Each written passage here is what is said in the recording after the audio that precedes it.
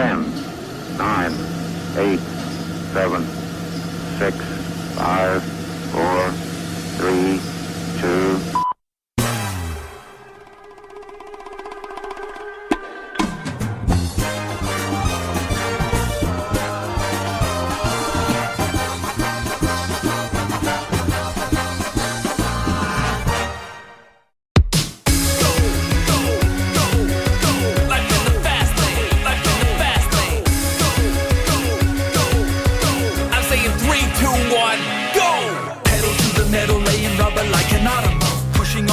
Cause I'm burning something powerful. Fuel injection action from my femur to my collarbone.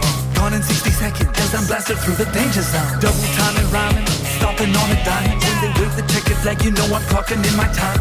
Barriers are broken from the subsonic waves. I'm all gassed up knowing that the fast lane pays.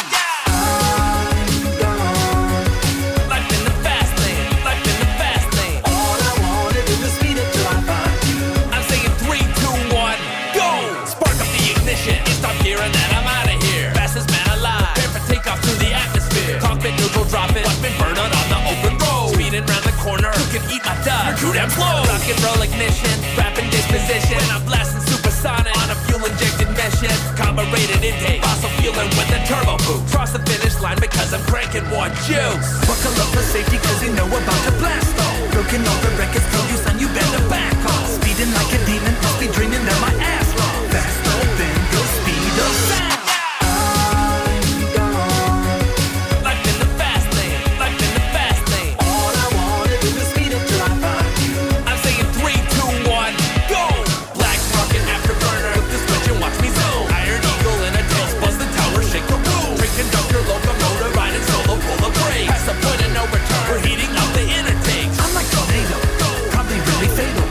All my shit, they like 808.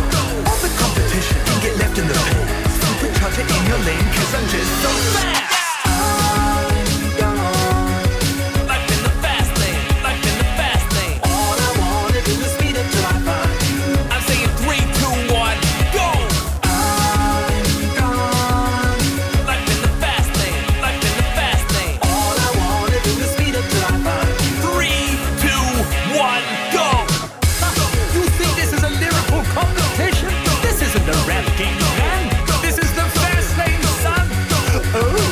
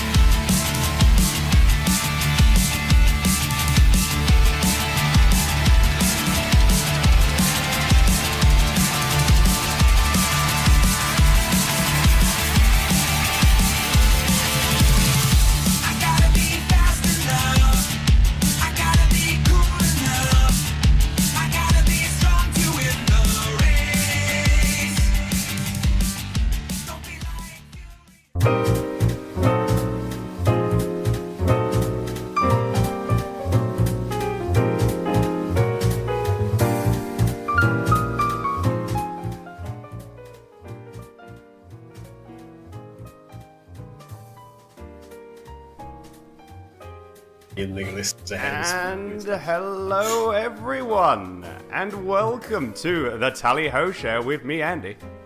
And myself, James. Yes, thank you all so much for coming by and listening in to episode 3. We're still going, James. How is this happening?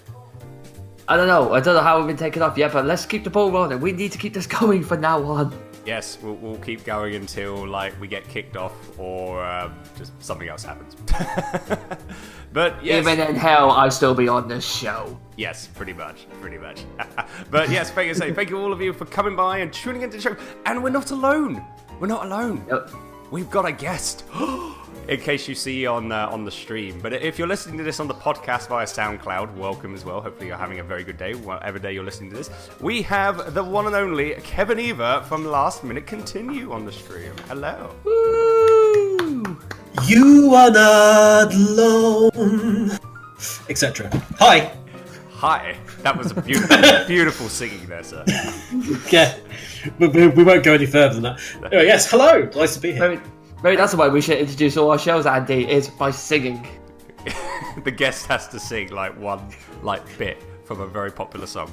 Say boom boom boom. Let me say whale. Hey-ho! Let me hear you say tally ho. Tally ho. Yes. There we go.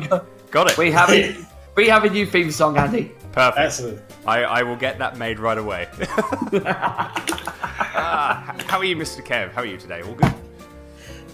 Yeah, all good. Just quickly casting an eye over XSplit for later and work to make sure it hasn't exploded. But other than that, it was all good.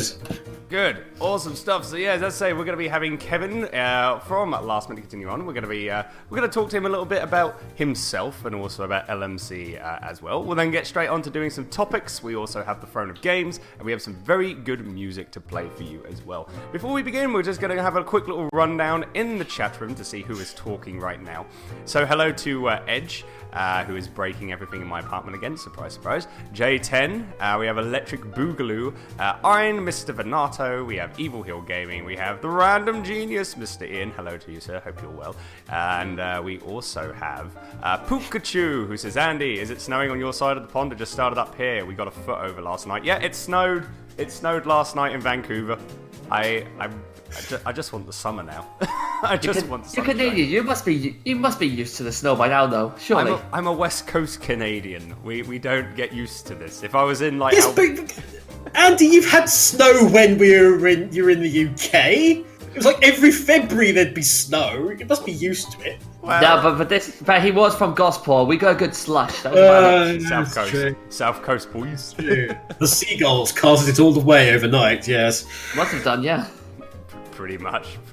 So yes, yeah, that's different. Yeah, with the snow here, pretty much just shuts down everything. If I was Eastern Canada, then yeah, it'll be normal. I'll be it's just a normal day. It's all fine.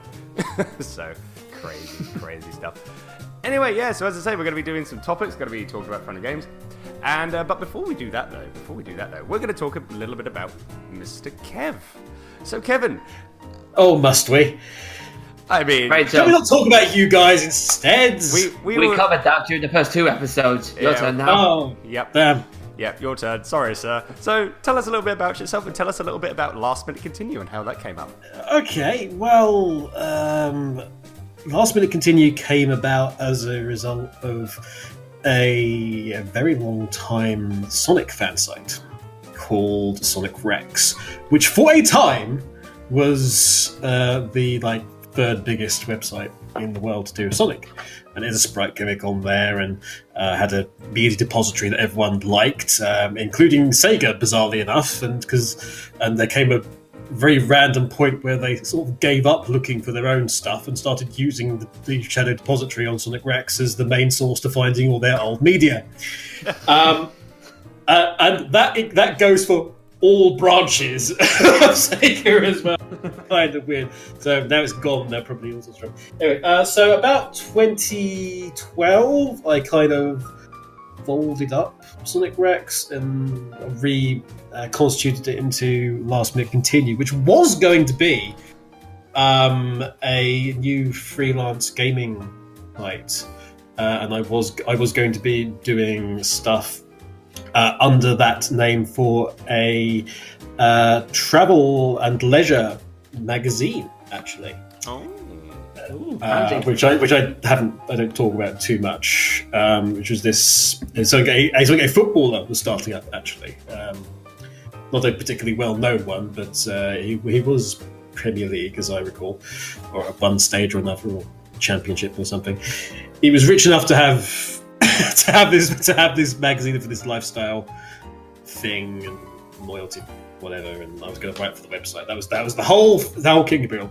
So I did all my stuff, and then I never heard from him again. So on that basis, I took it all up and then repackaged it. And now Last Minute is more of a it's gaming humor, it's off the wall stuff, it's absolute nonsense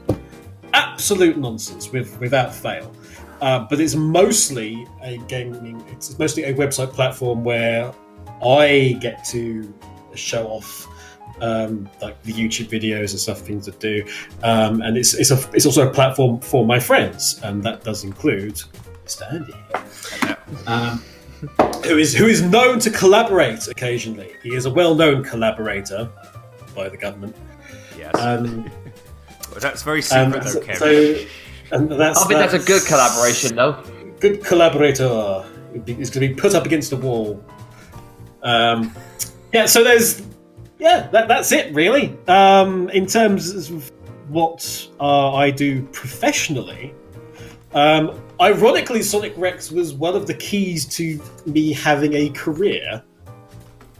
As far as it goes, I back in the day when such a thing as a DS existed, Sega launched and he's also known as Fleek the Bards. Yes, but only when he's not listening. So there came a time. Obviously, I'm doing this Sonic fan site. Sega was sort of tentatively reaching out to people because didn't have a clue what the hell was going on or how to do it. There's this entire very angry fan base out there that everyone, because it was about 2000. About 2006, 2007 time. And they'd just had Sonic 06. That's Sonic 06 now, apparently. The fan base was on fire. Basically, he was burning. It was burning down around them. And then they had this game, which turned out to be Sonic... Would have been Sonic Rush Adventure?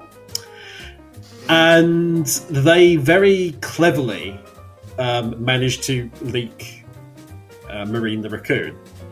Well, say the Sega Europe well before time, and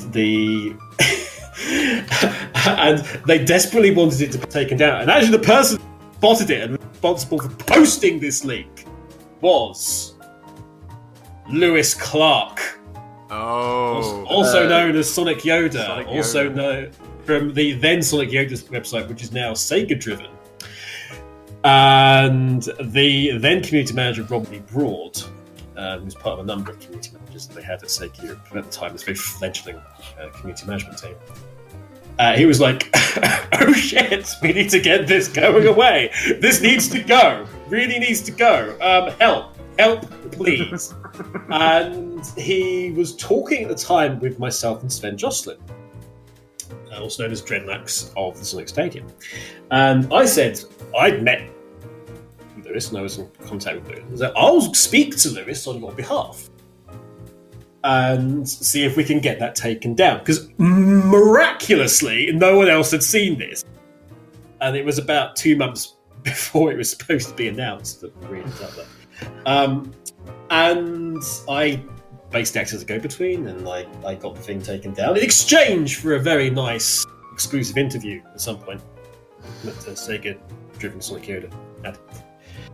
And through that, a chain of events happened. I ended up being taken on as their pet expert, for want of a better phrase, because nobody at Sega Europe really knew much about the Sonic brand. So they hired somebody from the fan base, which has never happened again, apparently. It's never happened again at all. And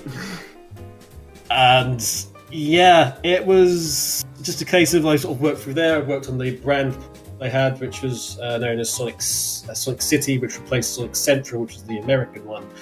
And after working on that for a long time, I went away because I'd finished and no one else had. So then 6 months later, they called me back and, "Hi, do you want to finish off this time that we got you in for? And oh, by the way, would you like a job? Proper job?" So I ended up then working on Sonic mostly, but a number of other things for Sega Europe. And I did that for 4 years. And a number of other things in that time, including helping start up the Summer of Sonic event. Big online well, not the online version, but the offline, the real life convention. The IRL convention. The IRL convention. The 2-time world record, Guinness World Record holding. Indeed. Convention, which they still haven't given us the second certificate for yet. But really? I thought I'm not holding that against them. Was that for 2016, was it? The last convention? Yeah, the 2016 had us down as longest running thing, which I conversed with Sven and Adam Tuff about, and we were all in agreement. That's another record. That's not what we were there for before. So we're officially a 2-time Guinness World Record holding event.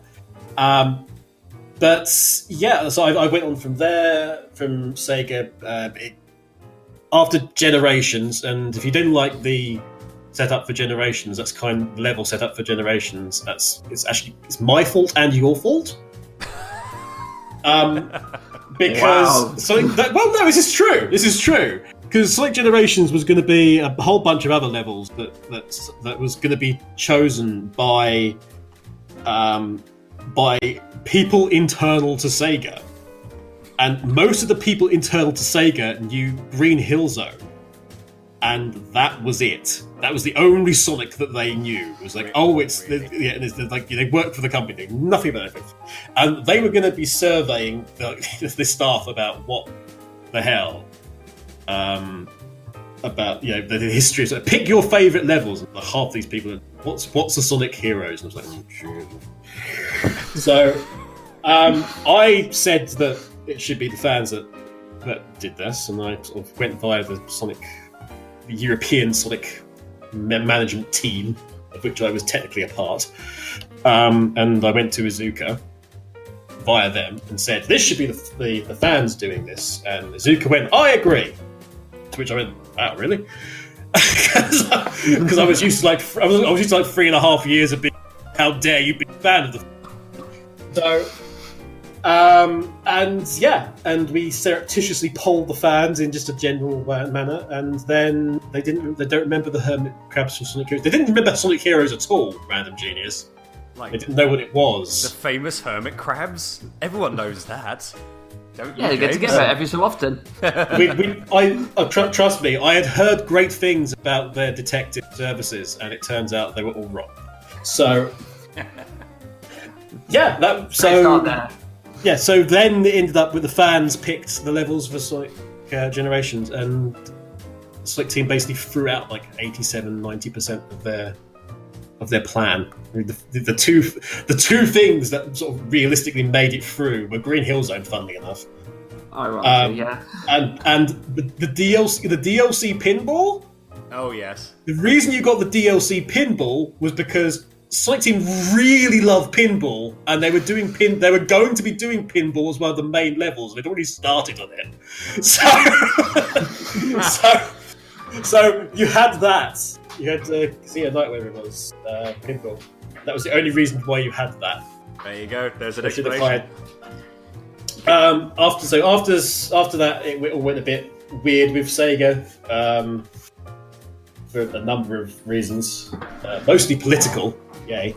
And I decided to move on. I've ended up then working for Square Enix, where I worked on another DS game, actually, what was it, a 3DS game? I forget. Called Heroes of Ruin, which was like an MMORPG, but we called it like a minuscule online role-playing game because it was like 4-player live drop in, drop out, but using it would have been a 3DS at that time. So fantasy RPG, and did some other stuff. I ended up working on what ended up becoming Sleeping Dogs. Actually, when Square acquired what was the last true crime game that got axed. So I worked on that. I worked on day 1 through to about 25 of what ends up being Just Cause 3. Just really fun, just being in like the first meeting at all about a game, which was quite funny. And they were like, "So what should we do?" And they were, let's get a plan together, I guess. And then I went to Belgium and I did some stuff there, and there's a community manager all over the place. Heroes of Ruin, I've heard that it's good, so it's all right. It's all right considering where it was and the fact that they axed 6 months off of it and halved the budget. And it was great. There you go. But I wrote so much content for them. I mean, like it was kind of a disaster because they got me. They needed a community manager because their community manager had left. He'd gone to E3. They just announced this game has got no, heritage or whatever. It's not attached to anything else. It's brand new. They're trying all these new things. And the guy went to E3 and then they never saw him again. So they needed somebody to can you craft this, please? I said, sure. I can do that.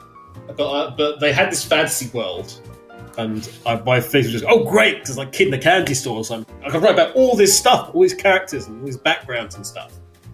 And it's like, so the first boss you come across is like this skeletal captain, and it's called I don't remember his name. Can't remember his name now, but it was some skeletal captain. Like, so who is he? What's his backstory? Oh no, it's just an enemy. Like, that's it. This is a fantasy game about storyline and stuff. Like, okay, so there's a Leviathan. There's this massive boss character. Okay, what's that there for? Oh, it's just a Leviathan. What do you mean it's just a Leviathan? Someone who's just popped up and just go, hi! Yeah. It's like, have you no backstory or game lore about this at all? And they went, come up with some later. I was like, what? So from there, I ended up going over to Belgium for a year and a half to work on, effectively, among other things, Facebook games for Konami.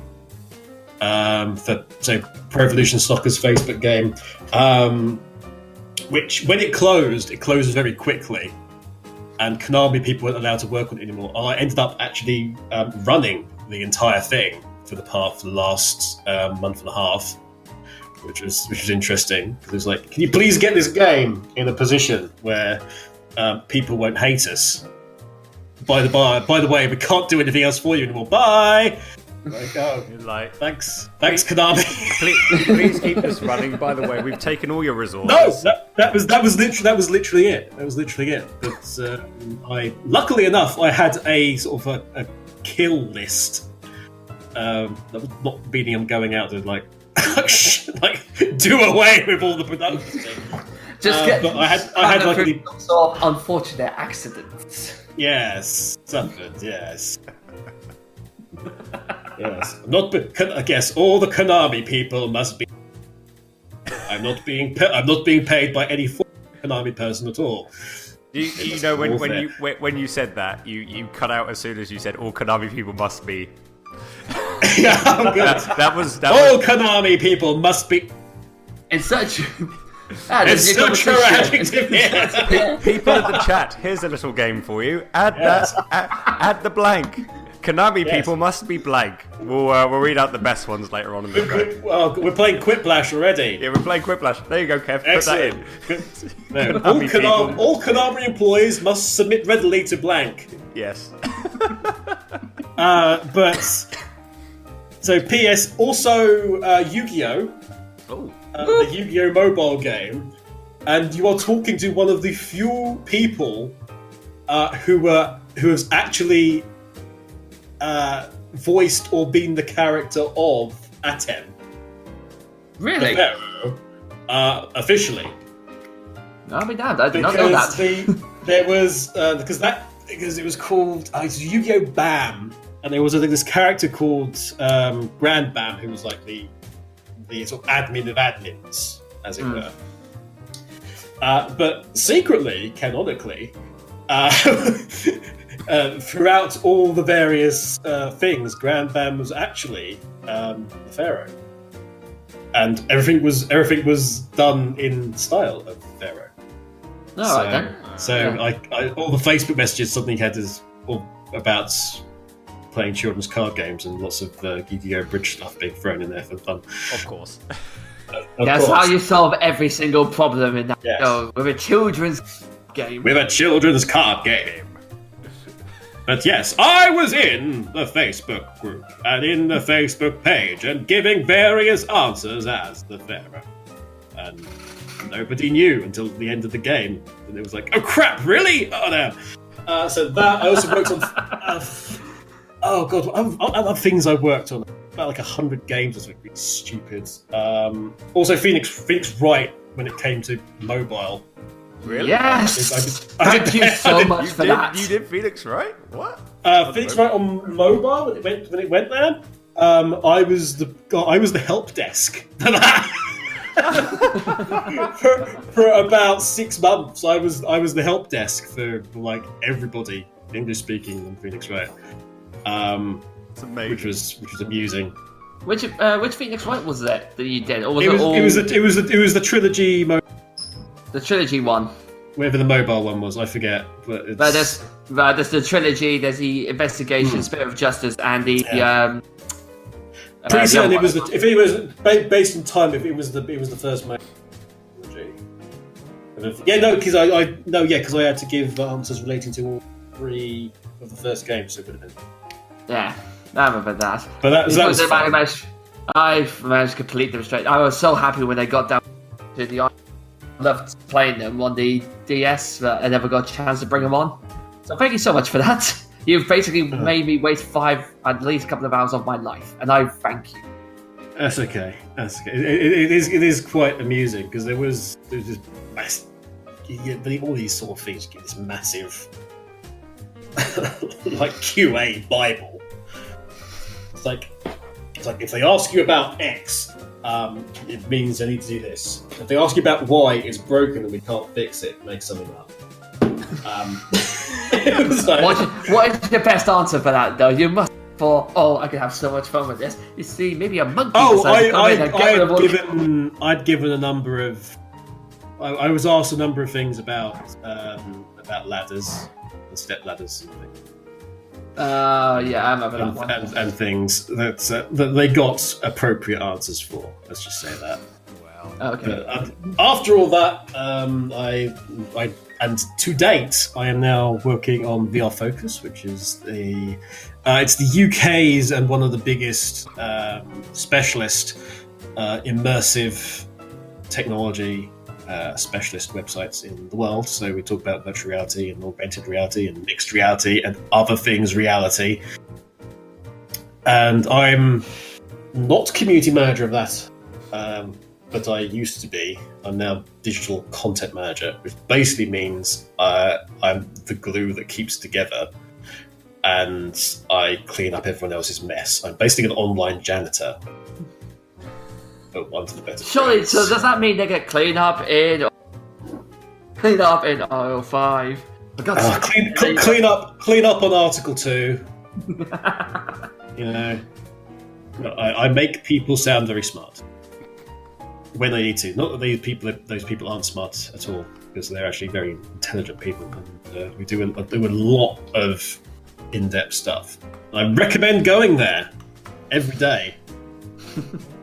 Especially today, because I've got to keep an eye on it.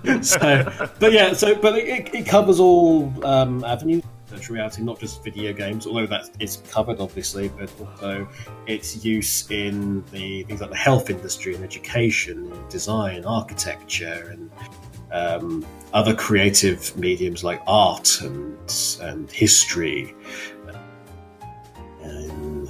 when I talk about art, also, it's like all spheres of arts in terms of television and movies and film and stage,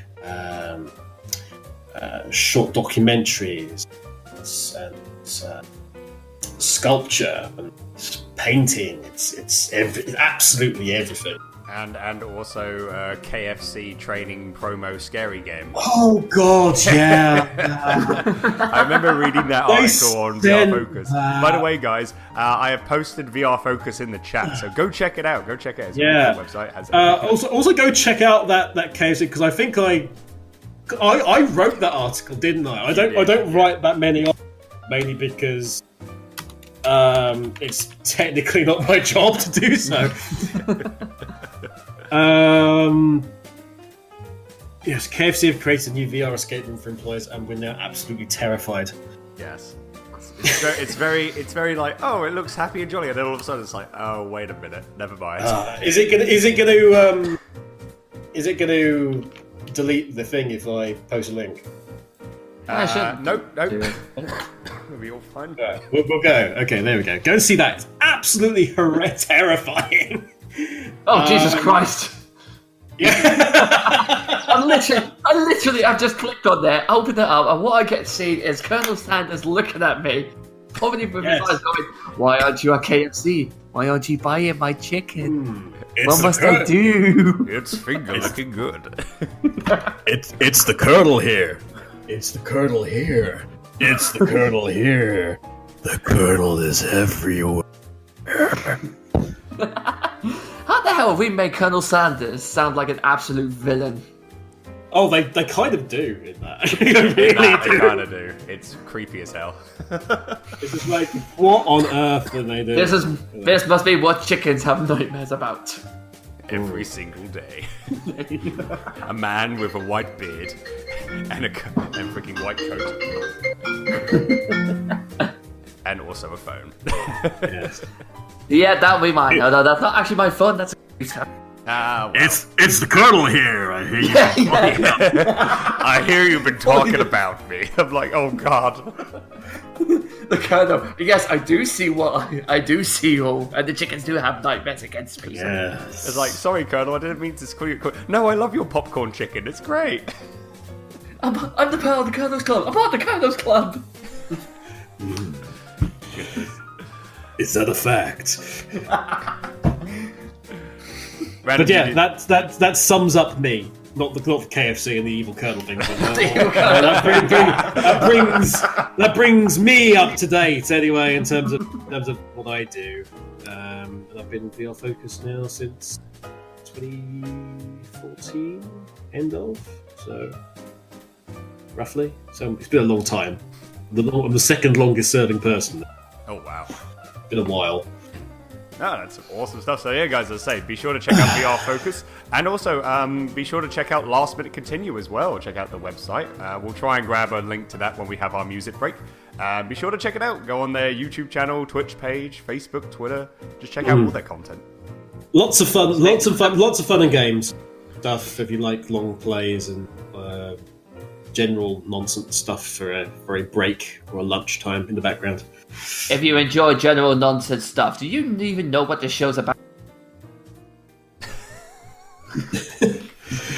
There's also a wrestling-based discussion show with myself and two of the guys, and there's also Skybase does also work there. She does indeed. She's wonderful. And not Last Minute Continue. She works with the other thing. But there's that, and there's also Uncut, which is a sort of analysis show. We used to do like commentaries for the Sonic Boom series on the Sonic show, and now it's Uncutting Crew on NMC. On LMC. Awesome stuff.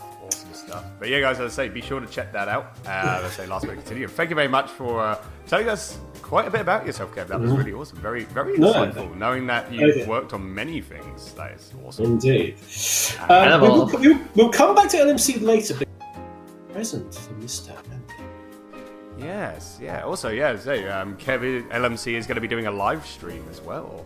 For anyone listening in live right now, going to be doing a live stream later today. So be sure to check that out. It'll be all the hype.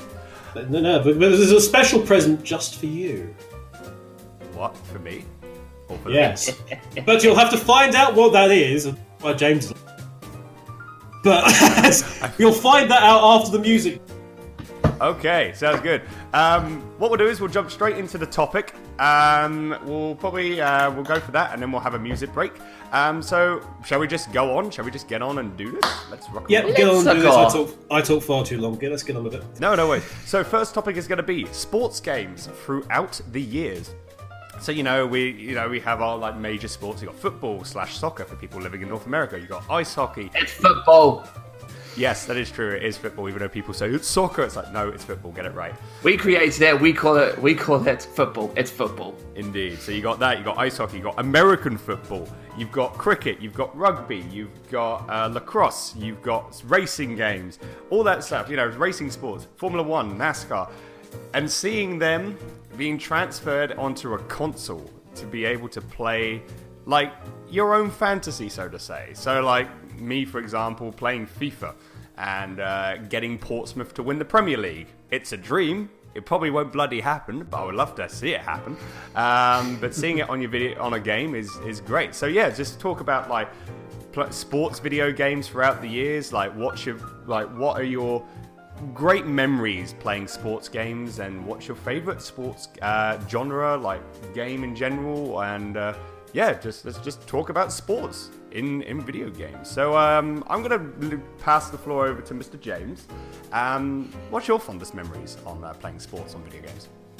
Probably it was on the computer. I used to play the FIFA World Cup 2002, and I just remember because on the football, not soccer. But I loved it because it was a great game. I got myself used to it, and it had a fantastic soundtrack, which I loved the most. And more importantly as well, you could hack every single person and make the referee go blind. So you could basically I managed to injure the entire opposition side, and the referee only gave one of my players a yellow card. I was so happy with that. Really? To this day, though, I don't know how I still lost. You still lost? I still lost. I don't know how that happened. Round of applause for James for injuring every single player in the opposite team and still losing. That's brilliant. That's yeah. That is right there. I don't even know how that happened. But especially when we go on board, for my work now, a lot of people are playing quite a lot, and I'm just really happy they brought out the single player campaign now. So it's not just having to play the football like as a team, basically joining the competitions. You now got a little story mode, which I think it's probably made it a lot better now, because you're not always doing the multiplayer stuff. You can actually sort of make your own character. Well, I'd say that. Make your own character, do their own path, do whatever team that you want to join, and basically, like you said, Andy, act out your own fantasies. I'm becoming like a sporting legend. Pretty much, yeah. It's just like, I know I can't do this professionally in my real life, so I'll just do it in my virtual life, because, it's great. Nothing can stop me virtually. It's like, look, I'm overtaking Cristiano Ronaldo. There, that's my life made. I'm running backwards past Cristiano Ronaldo, flipping him off. Oh god, virtual sports, like virtual FIFA. And then flipping, you could be able to flip off like Cristiano Ronaldo. That'd be great. You say that. Well, Kevin's popped up. Well, you said that, well, maybe not flipping off Cristiano Ronaldo, but just you've lost me. You said about virtual sports, yeah? Yeah.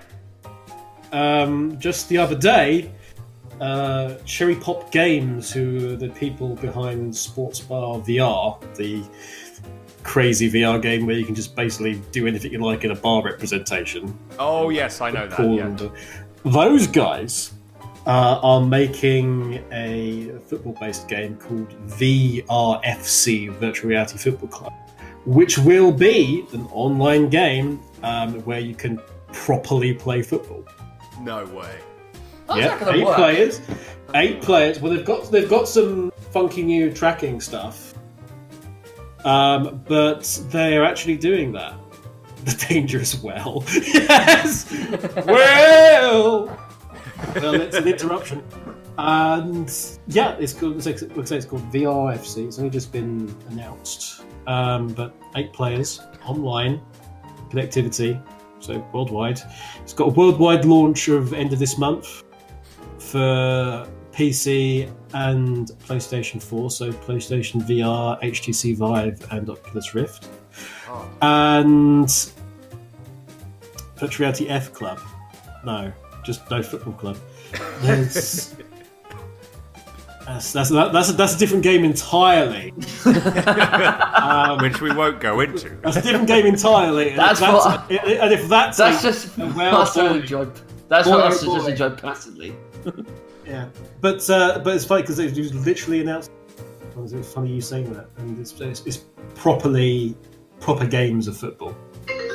Does that mean you can actually create? Oh, and again, sorry about that. So. Does that mean you can actually create your own team for that, like 8 people side? Well, it's equivalent of like being on 3-on-3, 4-on-4s, but it's nobody licensed, obviously, because somebody who has, I don't know, as I've mentioned, worked on football games. Licensing is an absolute pain in the backside to deal with, especially with FIFA owning most of the licenses. But there's most definitely you can put together a team of your mates, and I think they're going to start thinking. I think they're thinking about doing eSports online stuff. So, Andy, we might have to have a tally-ho football club here. Well, we'll see how it goes, and if it gets very popular and we have enough money to get VR headsets, then yes, totally. I think we should. I'll be definitely giving that a go. That's for sure. The cost is coming down all the time. It is. It is. Every year it goes down a little bit, so that's always happy. Always good. Always good. Vixstro's just jumped into the chat. Hello to you, sir. He says Virtua Tennis. Oh, I remember that. I remember some good old Virtua Tennis. I remember playing that as well. It's on the had that on my app on my phone at one point. I remember playing it on the arcade and also on the Dreamcast. It actually played pretty okay on the Dreamcast, like the originals. But you gotta love it on the old arcade. Kevin, what has been your fondest sporting game memory? Oh, man. I mean, we can't have a discussion like this without mentioning, early Champ Manager and then on to Football Manager. Oh, yes. Obviously, you said. Championship Manager 93 was the one I had. I had many a interesting evening building up a Manchester United side, which had nothing to do with anything to do with Manchester United, really. And watching as well, I hesitate to say this in front of a Portsmouth fan, but having Matt Letizia as my star striker, just god damn, destroying Europe with his skill, wonderful seasons of that. Also going backwards into other things, other football games like Dini's Kickoff. The original Kickoff games were great, which I played those on the Atari ST, and also played on the Atari ST. Like Nigel Mansell's Formula One Racing. Which was, you had a fantastic choice of one car you could be, and it was. Here's your car. That's just it. And it was the one viewpoint of like the interior of the car, but you could become so good at it that you could just drive the entire race flat out. But the thing that always sticks in my memory about that, back in the day, kids, DRM. We didn't have DRM back in the day. Yes, we didn't have DRM back in the day because we had other things, like codes you had to put in. Oh, God. It's like, have you got the game manual? I hope so, because please put in the word, which is the fourth word in on page 5. I remember that, because you had to do that for... I've had that for a couple of DOS games, like Aladdin and Indiana Jones. Yeah, absolutely. You need things like that.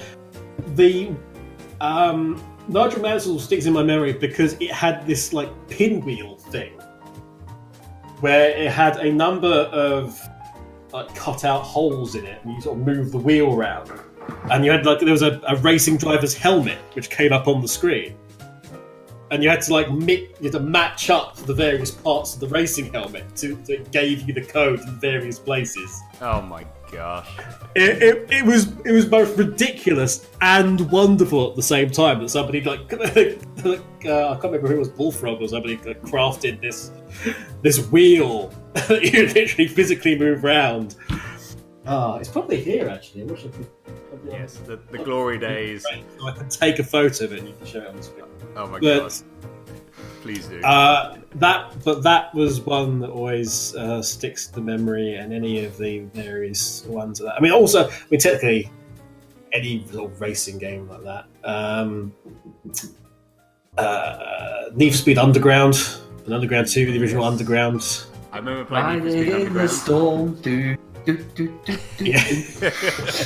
I never played on Underground 2. I played Underground and Smashing the completed gas. There was like, what was the name of the band? I forget that had, because there was one band on there that I followed as soon as I heard their song. What it was called, X or something? The name of the song? Heaven to Hell. I forget the name of the band. Crud. Frozen fantasy. Yeah, that's the one. That's the one. Your deepest reality. Try not to be. Anyway, I can't remember the name of them. That was that. When I heard that song, I'm like, I love it. I love it. So good. It's such a good soundtrack. Yeah, those two, none of the Need for Speeds have got anywhere near them since. I don't quite understand why. Also, you can't get hold of them either, which is like really sucks. I'm now going to check up on this one because it's annoying me as well. Original Need for I've got the things up here right now. Need for Speed Underground 2. Right now. Trying to figure out which one it was. Executioners. Static X. That was it. Electric Boogaloo. Static X. Static X. That was it. I had X in it. I forgot the name of the band because they also did a collaboration with Linkin Park at one point. And that was like with one song, and that was amazing. Static X are pretty big. Oh so, yeah, I love them. Any other sports game? I mean, there's been loads down the years, but probably those.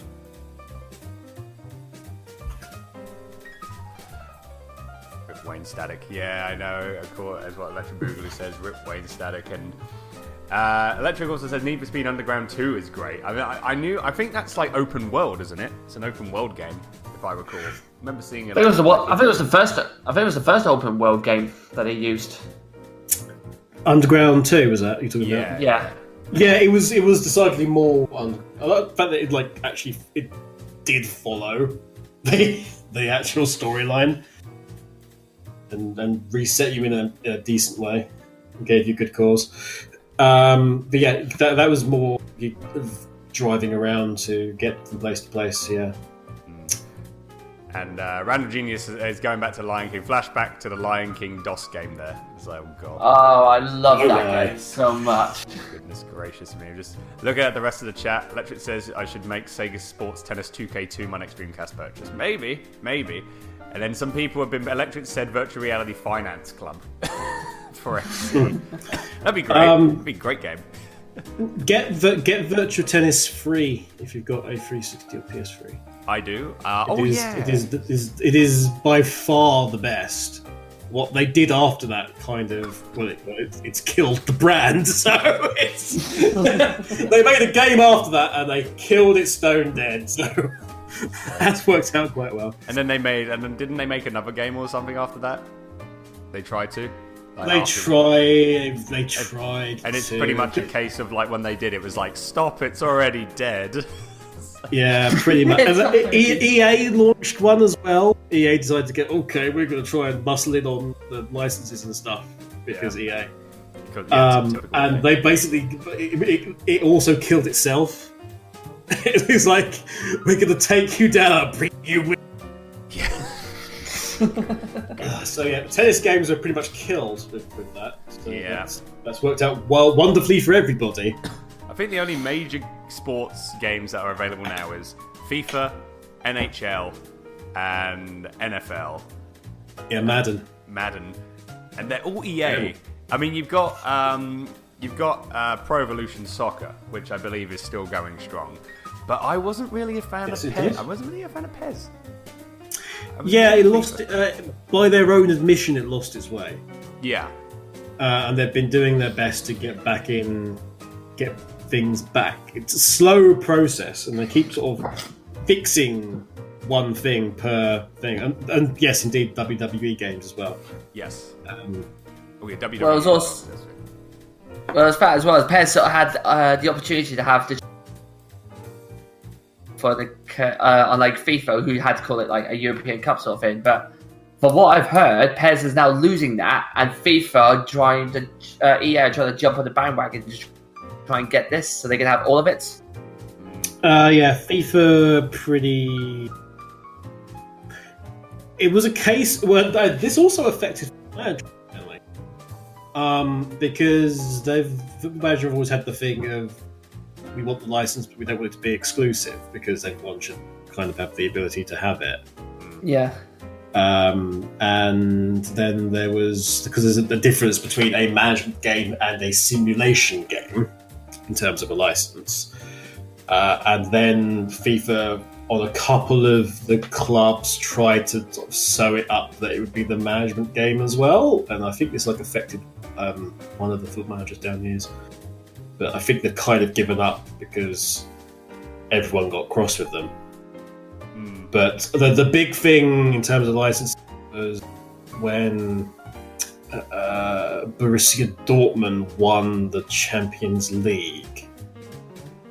And I know this happened because when I was working on the game, and FIFA had exclusive rights to the Borussia Dortmund team. Oh. So everyone was going to Konami. Where's Borussia Dortmund? Like, well, we can't have Borussia Dortmund. You can have this team which is obviously Borussia Dortmund, but without the names. But there's nothing that could be done. Could be done because EA had it. And there was nothing that could be done about. That was it. There was nothing that could be done about the game I worked on, which was a management game, because FIFA had also sort of blocked off the licensing for that. So even if Konami went to EA and be like, can we please, like, if we give you some money, can we please, like, use it? They would just be like, no. Yeah, they're pretty much a case of no one but us.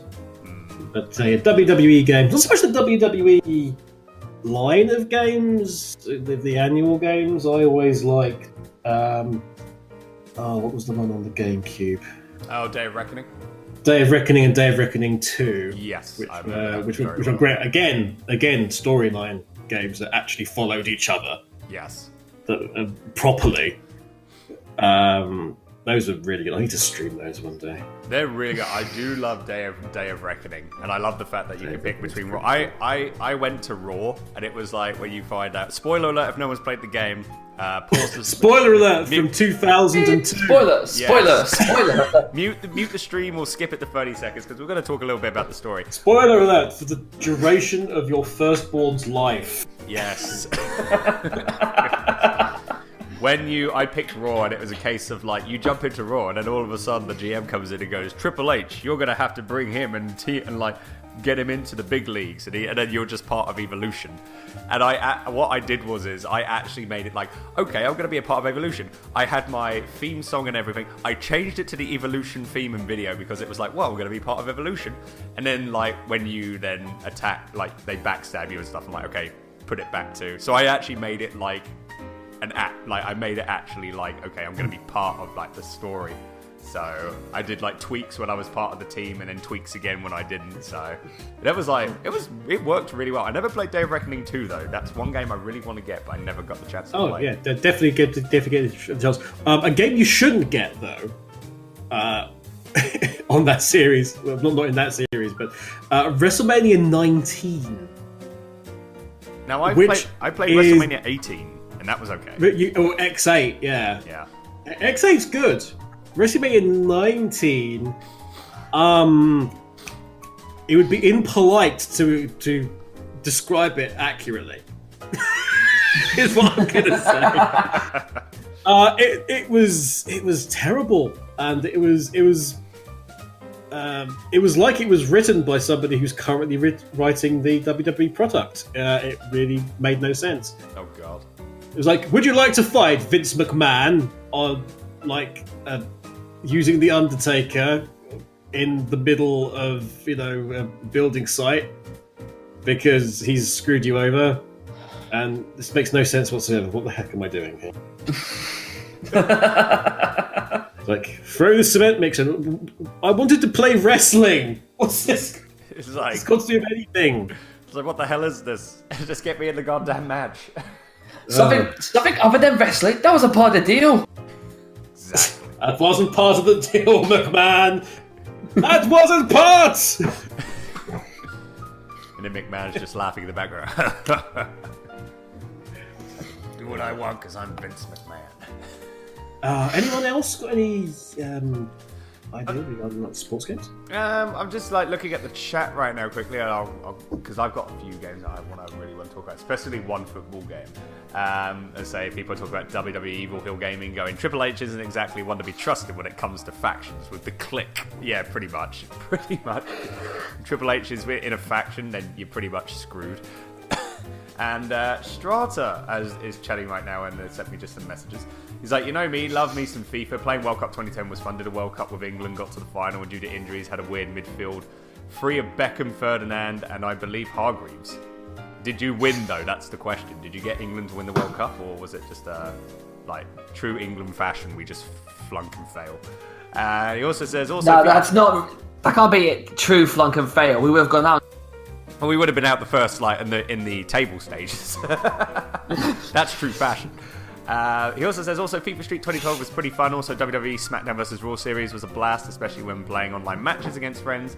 And he also says, I think Dortmund haven't won a Champions League final. They did get to the final in the last 10 years. Okay. Was it Champions League? Was it the UEFA then? They had a big win. It was definitely Dortmund. They won the Champions. Borussia Dortmund won the Champions League in 1997. There you go. So I think that but it wasn't that. But it was definitely Dortmund anyway. Okay. That's right. WrestleMania 2000 on N64. One game was NBA Jam. Yes. Electric did say that at the earlier on. What did he say? Let me just scroll up a little bit. NBA Live 98, with one of the best sports soundtracks of all time. NBA Jam, NBA Showtime, NFL Blitz, and tons of Madden. On 2K sports games, of course. Yes, of course. And WrestleMania 2000, WCW versus the World. You got WCW versus NWO on the N64 as well. I was a big fan of WWF No Mercy on the N64, and also SmackDown. I knew somebody would bring up No Mercy. No Mercy was... I actually enjoyed it. It was really good. I like the story plan to it. Also, but my favourite wrestling games is the SmackDown series on PlayStation, especially SmackDown 2. Here comes the pain. Here comes the pain. And was it SmackDown 2 Know Your Role? I thought was there a SmackDown Just Bring It as well? That was on PS2 2001. I believe Just Bring It was when they added... Was that... Because I think they added stories with the Invasion era. I never played it, but I vaguely remember it adding, if you do the story mode, they did something with the Invasion. I'm not too sure. Might have to look into that. Yeah, I can't remember that at all. Victro says, load that game. I think that was the very first 3D wrestling game released in the West. It was terrible.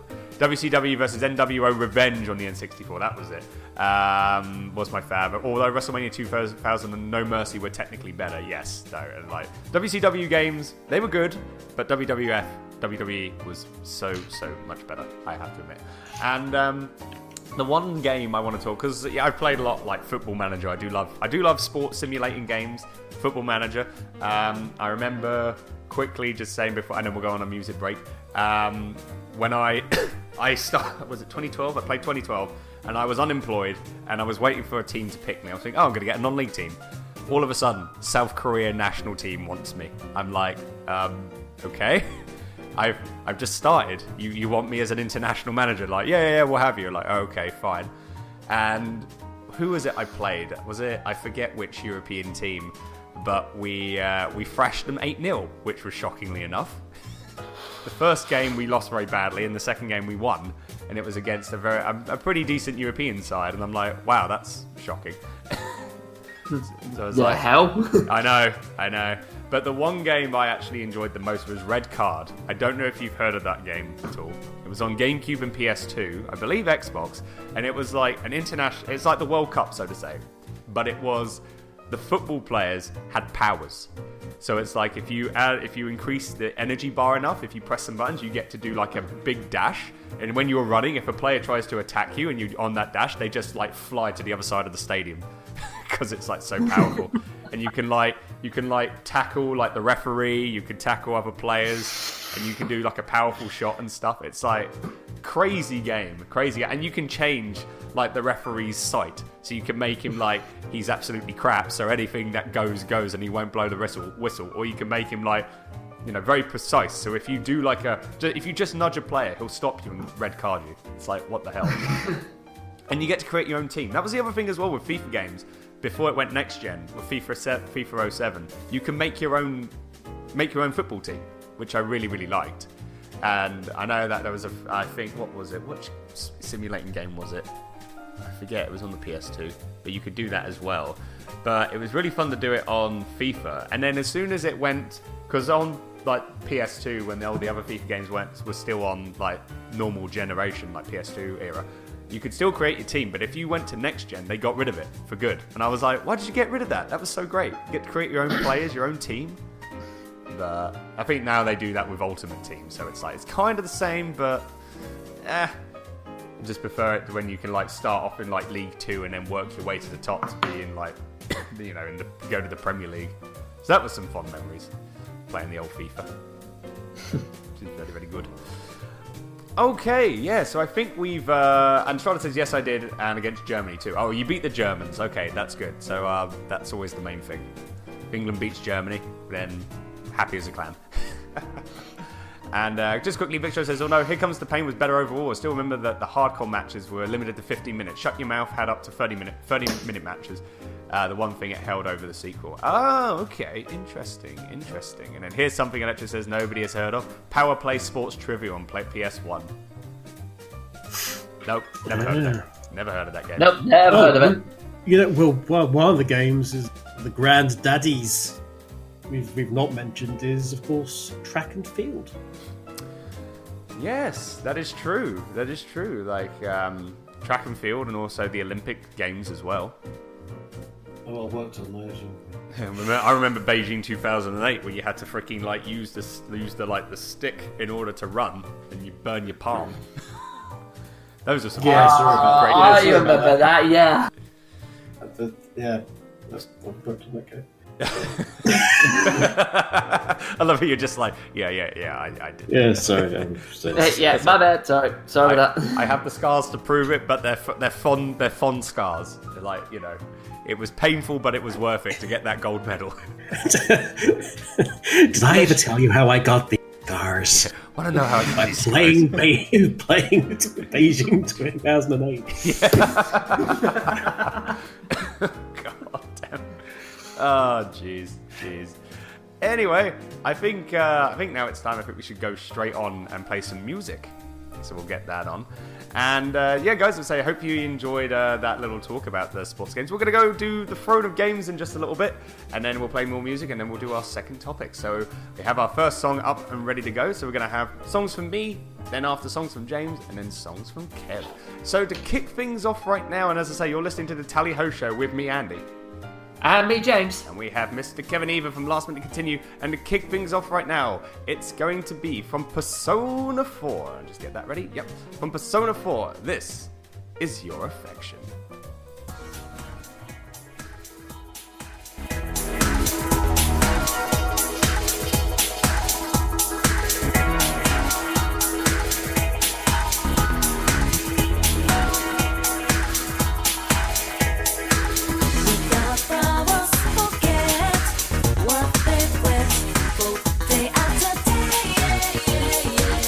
When our path was frozen in the stream of tears.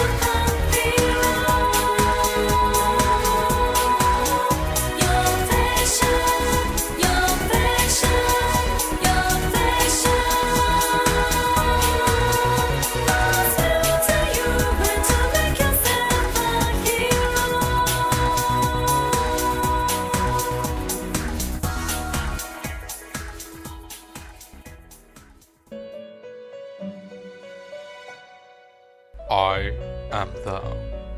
Thou art I. Thou hast established a new bond, and hast been blessed with the birth of the T Arcana. It shall lead you to new powers. Or the latest Tally-Ho show with Andy and James. Whichever one's most relevant at that moment in time.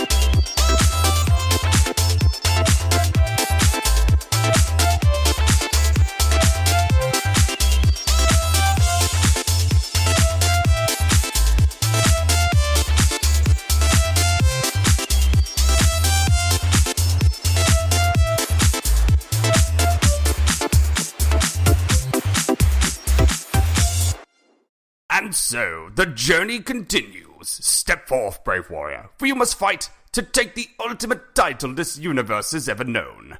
King or Queen of the Throne of Games.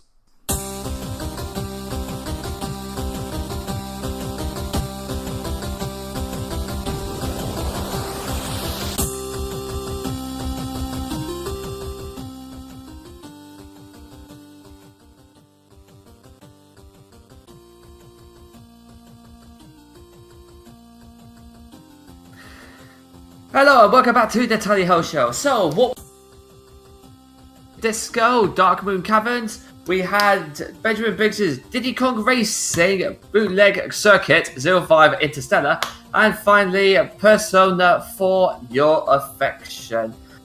So, ladies and gentlemen, this is the part of the show where you now get involved with the show. We are talking about the most awesome part of the show, apart from topics and everything else. It is, of course, the Throne of Games. Now, for those of you who have never heard of it before, what basically happens is that every week myself or Andy would release a character to take on our current king or queen of the Throne of Games.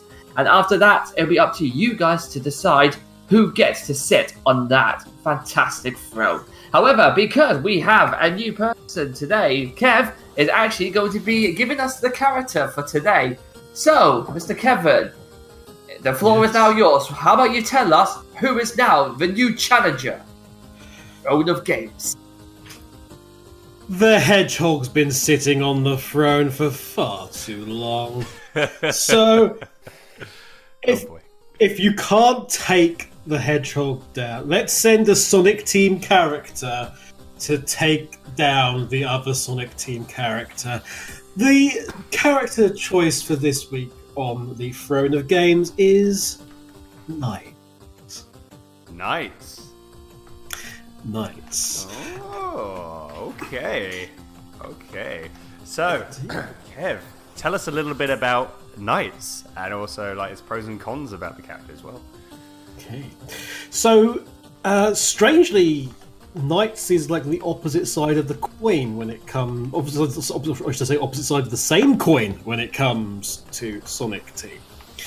In that both Sonic and Knights are characters and series that are about the feeling of freedom and expressing that freedom and living life as you want it to be and believing in yourself. Lovely things. Sonic, though, is not really whereas Sonic thinks it's all a game. With Knights, it's somewhat more serious. Knights is kind of about life and death itself. Knights, the character, obviously, if you're not familiar with the character, was a Sonic Team created mascot for the Sega Saturn, and the original Knights into Dreams, which came out in 1997, I believe, with its own specific controller for the Saturn, etc. It's kind of gone down in video game legend thanks to everything that's gone on. Then you had this jester character who resides in the world of dreams, and he helps young children, known as visitors, and to find their way, because young kids have got a lot of fears about what's going on in their life. You know, the demands about growing up, what's going on with the family, and all these things. And Knights is kind of the bridge between they do a thing called dualizing, where they sort of become one and express, and they travel through lands which are expressions of the subconscious of the child character.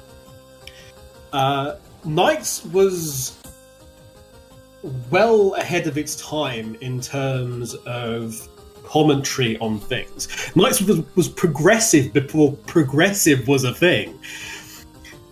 In terms of everything that's going on, there's lots of things going on in the background. Everything in the original Knights, in terms of everything that has a name. There's no dialogue in the original, and Knights doesn't speak as such until the second game, Journey of Dreams, which I again happen to have the privilege of working on.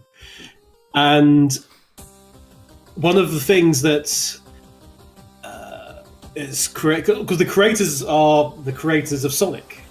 Frankly, it's Yuji Naka, and who obviously the father of Sonic, father of Knights. Takashi Iizuka works on Sonic, works on Knights, and it's so much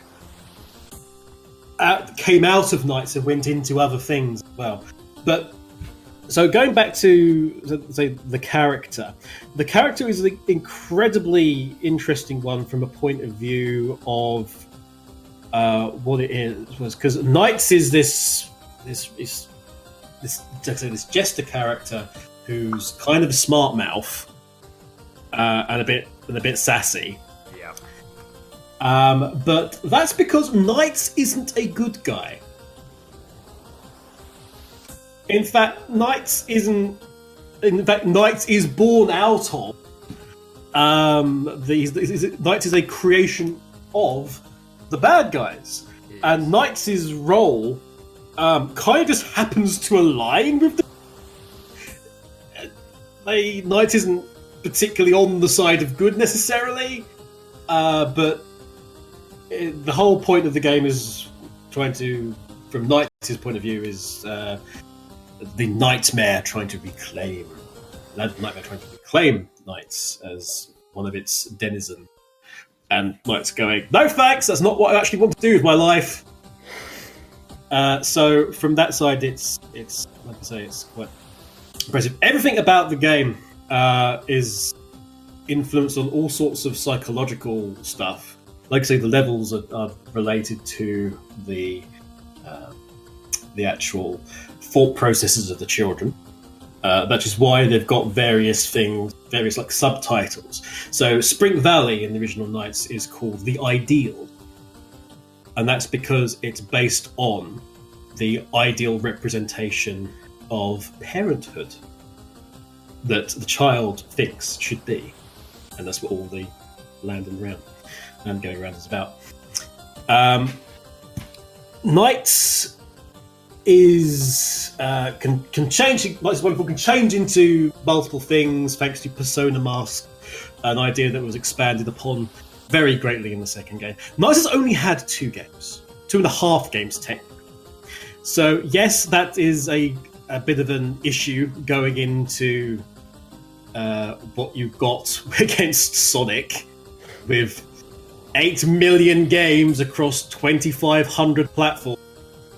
But despite that, Knights is still one of, if not the most, in terms of characters, in terms of like mascot characters that it has, probably the second most loved, I would say.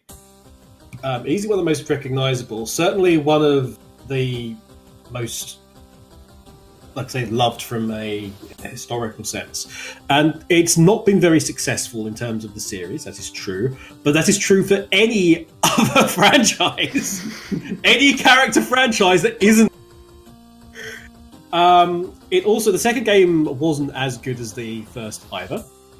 But that is because it suffered exactly the same crap thrown at it that the Sonic 06 one had. And I submit to you that Knight's Journey of Dreams is a far, far better game than Sonic 06. I can 100% agree with that. Kev, I think anything at the moment is probably considered better than Sonic 06. In terms of development, because it was messed around in the Sonic 06. But Knight's Journey of Dreams started on the Xbox, for goodness sake, the Xbox 360, for goodness sake, and ended up on the Wii. Yeah, I heard that. I was wondering, like, I think it would have been better on the 360, but I don't know. I'm guessing, like, Nintendo got rights or something like that for the game. The motion controller and was one of the reasons why, and that goes back to Sega's own experimentation with motion controllers and things with a demo called Air Knights. Which was created, which used that sort of technology. We'll see about it. Although not much is known about that. You've got. I'm trying to think. The entire atmosphere about Knights as a franchise is the complete opposite of that of Sonic. Sonic is sort of like this big clouds hanging over it in terms of general perception about it.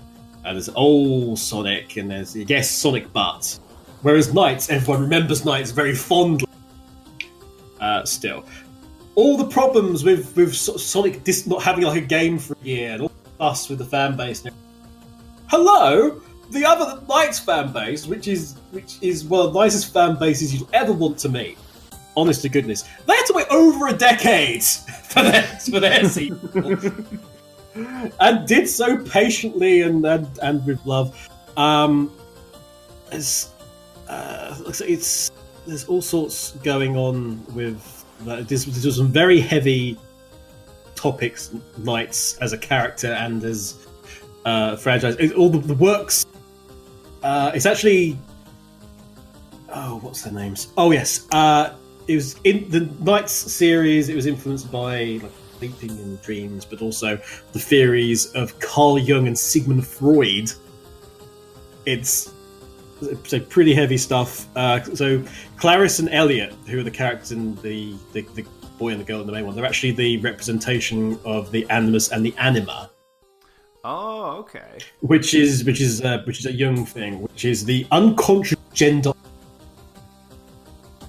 So if you identify yourself as male, it's sort of the unconscious, more feminine side of your brain. So your worries are the things that you are not associated with as a man or as a woman. Yeah. That is your worries, and that's the antithesis of the character. You've got Knights, like I say, Knights is progressive before Knights' progression was a thing, in that Knights is androgynous and doesn't have gender. Knights is whatever gender the visitor that Knights dualizes with is. So Knights is both male and female, depending on the situation. Yeah. And at the end of the game, is both male and female. Yeah. Because it's like I've seen a lot of discussions in the past. People are like, no, Knights is male, no, Knights is female. It's like, well, technically not. It's like gender. Technically not, and technically both. Yeah. Because it's dependent upon the situation, and it does induce a lot of things. But it's all whilst Knights is in that situation, whereas those are the children. Knights is the literal embodiment of all the positive traits of the protagonist that they've denied and they've suppressed. Sonic is a hedgehog that runs. Yes. Wow, so that's your argument right there. That's your argument right there, guys. So there we go. The music is. I will end my thing with the best part of Sonic Adventure was the pinball table in Casinopolis, and what was the pinball table about? It was about, well, you had the one about Sonic, but you also had the one about Knights as well. Knights! Yes. What was the best part of Pinball Party? Sonic Pinball Party? Because Knights was in it. It was cameoing everywhere. Yeah. The only way Sonic could get on the Saturn was in the Knights Christmas game. Okay? Yeah. Okay, what's the thing that people want most back in the Sonic game? Knights back, obviously. No, not Knights back. Knights has been in, though. Well, I like the cameo of him. Knights has been in more Sonic games than most of the main cast. That is true.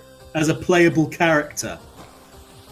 Which is bonkers when you think about it. Knights are just cameos everywhere.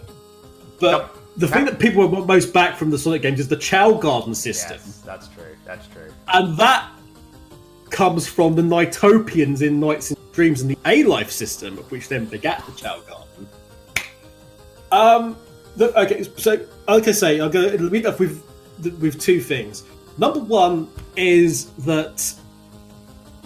this quote from Yuji Naka, which is when they're talking about the game, the original Knights, the part I feel most proud of is that we succeeded in affecting people, and it really did affect people, this game, in terms of hopes and dreams and believing in yourself. We succeeded in affecting people without using words. Sonic doesn't do that so well. It has, traditionally. Yeah, when you compare that also, with Knights and stuff. You know who would prefer to be doing a Knights game? Who would that be? Sonic Team. If you gave them a choice between doing a Sonic game and a Knights game, pick a Knights game every time. You do not hear Sonic Team going and saying, we can't wait to start working on the next Sonic game. They have never said that. Conversely, if you talk to Izuka, or if you find Naka, who's now obviously working for Square, and you ask them about it, they would just do anything to work. They just want to work on a Knights game. They want to work with the Knights character, which is why I try to shoehorn Knights in anywhere in the Sonic series, because they'd much rather be doing Knights. And if the creators of both of them would much rather be doing Knights, how could you possibly vote for Sonic? I mean, yeah, I can see your point on that. I was saying, like, I've played like Nights into Dreams, and I have some fond memories of that because I never played it on the Saturn. I only played it on 360. But when I found out it came out on 360, I was like, yeah, I'm gonna buy it, and it plays really, really well. And Journey of Dreams, I played a bit of it, and yeah, it's not the greatest, but it was like I felt like it was still kind of enjoyable to play because it was a new Nights game. It's like, oh my gosh. Like, how long did, like you say, it took a decade until, like, the sequel came out. And maybe, I'm hoping in the future, maybe, like, Sega will look into it and be like, we'll have a new Nights game. And it's up to the money, man. I know, and I know when if they look at it, they might just go, oh, it might not make a lot of, like, profit on it. But it's like, you see that. It's kind of like, I don't know, for example, like, Project Diva, when that was only, like, Japan only, and there was like a lot of like shout outs from people going like, put it in the West, and people, and Sega was like worried because they might not make a lot of profit on it on the West side of things. But when they did, it's like it worked. It's Knights is one of those characters and there's legs cut out from under it, one reason or another. Yeah. But what you were saying, you could actually also put Yakuza in that because Yakuza made nothing. Yeah. Absolutely nothing. But they still kept pumping out the games over into the West via... it took a lot of effort to get them to actually brought over. But that's... look at where Yakuza is now as a franchise. Oh, I know. People are falling over themselves to get the new Yakuza games when they're coming out. Zero was an absolute smash hit, as far as I'm aware. Yeah. And 6 as well. And it's so... After you, sir. No, that's so, yeah.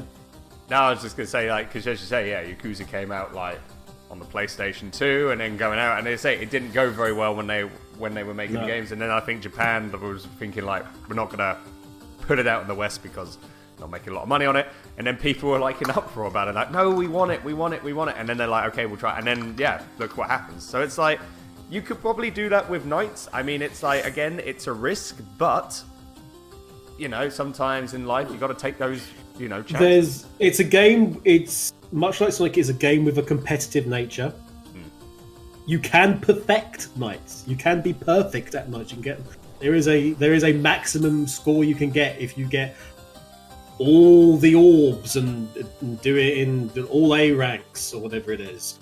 It is physically possible to do. I know about 4 or 5 people who do it worldwide, and one of them's Trippy, incidentally. But is something. But it's one of those characters that has had such an influence on a lot of people in terms of directing their life, and it's a character that also promotes creativity, to being yourself, believing in yourself, and. Like I say, all literally, despite the sassiness, and that one time in Journey of Dreams where Knight seemed quite amused that Owl was drowning. I remember that. Yes, my friend is in this bubble of water, slowly drowning. I will stand here and watch. But there's also again, Knights is going to get some really creepy stuff with Riala and Wise Man the Wicked. Wise Man, or as what Diddy says, Wise Man the Wicked. Wise Man the Wicked. Oh, Wise Man the Wicked. Yeah, you're right. Wicked Man. Yeah. But everything that's praised as creative in Sonic games has been done in the Knights games, and yet Knights has had, let's say, 2.5 games dedicated to it, and yet has a better reputation. Yeah. Well, so that's Knights, and now we got to go on to Sonic. So Sonic, yeah. Kev, you can really move. Kev, this one is all yours. I have tried. Please deliver the final blow. To Sonic. Sonic's been on, like, this is going to probably be like the 4th time he'll be on the throne if he gets voted for, and maybe another week. Who knows? He's a blue hedgehog. He runs fast. He's cool. saves the world. He's chill about it. He likes to eat a chili dog, as what Electric says. And chili dogs are amazing. And, you know, it's like say, he's one of the great, back in the day, one of the greatest video game mascots of all time. And, you know, as I say, he hasn't been, like, too big nowadays. But, you know, back in the day, he was, like, huge and always bringing... Well, so was polio. I mean... Back in the day, he was huge. Yes, well... The T-Rex was doing good once upon a time. Whoa, where did that come from? I'm gonna get destroyed. It's happening. Absolutely. Yay, fantastic. Ginjos just came in. I'm getting sick of this dumb hedgehog winning. Hello, Ginjos. Tally ho to you. Then you know who to vote for. Vote for Knights. Vote for your dreams. Oh, geez. Andy? Yes?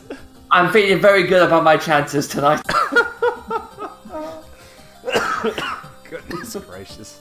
I'm choking. So anyway, you were saying about this failed mascot character whose biggest selling game, whose biggest hit since 2004 with Sonic Heroes. And the only reason that Sonic Heroes was a big hit was because it was multi-platform. The only way that Sonic could get near those levels again was by teaming up with Mario and doing the Olympics game. Yeah, I mean, like, the Olympic Games were actually pretty decent. I enjoyed them. I thought they were good. They were. I thought they were good. I mean, it's a fun game to play with friends and stuff. And it's a great game to play with friends, and it played off the console wars thing very well. But yeah, your character's biggest success came by pairing it with its biggest rival. On a console that was owned by the makers of the biggest rival. Yes. and eventually Nintendo politicked Sega out of a lot of its credit on the game, including distribution in various other countries, because people would rather take the game from Nintendo than Sega. Yeah, it didn't go that well. They made lots of money there was in that game. Yeah, I mean, there's some enjoyment. I mean, I don't know if they're going to be bringing out like another, like Japan 2020 Mario and Sonic. I'd be surprised if they don't, like, because it's in Japan, for goodness sake. So, you know, who knows? Well, you say that, but who was front and center for a lot of their promotional work in the run up to the bidding, etc.? It was Mario. Didn't see a Sonic there. Yeah, that's true. Didn't see a Sonic for the Olympics. Yeah, it was only Mario. So maybe it'll just be like Mario and friends at Japan 2020. Who knows? Mario and Mario. Mario and Mario. Mario and Mario at the Mario. At the Summer Mario Games 20 Mario. Sponsored by Mario. Exactly. Incidentally, if anyone wonders why they were always called that, in terms of the really long name, it was because it simply had to, because that's the way the licensing was. So the official name is pronounced at the so and so and so and so Winter or Summer Olympic Games. That's specific licensing of the IOC. The IOC are very funny about things. The IOC did not like the fact that the first Mario Sonic game was really successful. Oh, really? They were really upset. Wow. It's like, we've made all this money, and we've made you money. How dare you! It was really... they were really upset. Even the other Olympic games that Sega made, like the quote-unquote proper ones. And they still weren't there. I thought they would be happy because it's like you've got two big video game mascots teaming up with like the IOC, making these Olympic games. I mean, enjoyment for family and stuff to get hype for the Olympics. But that's weird. Didn't know that they were not happy about it. I think they want to make money off their own as opposed to like other people, other companies. We want all the hard work, damn it, or something like that.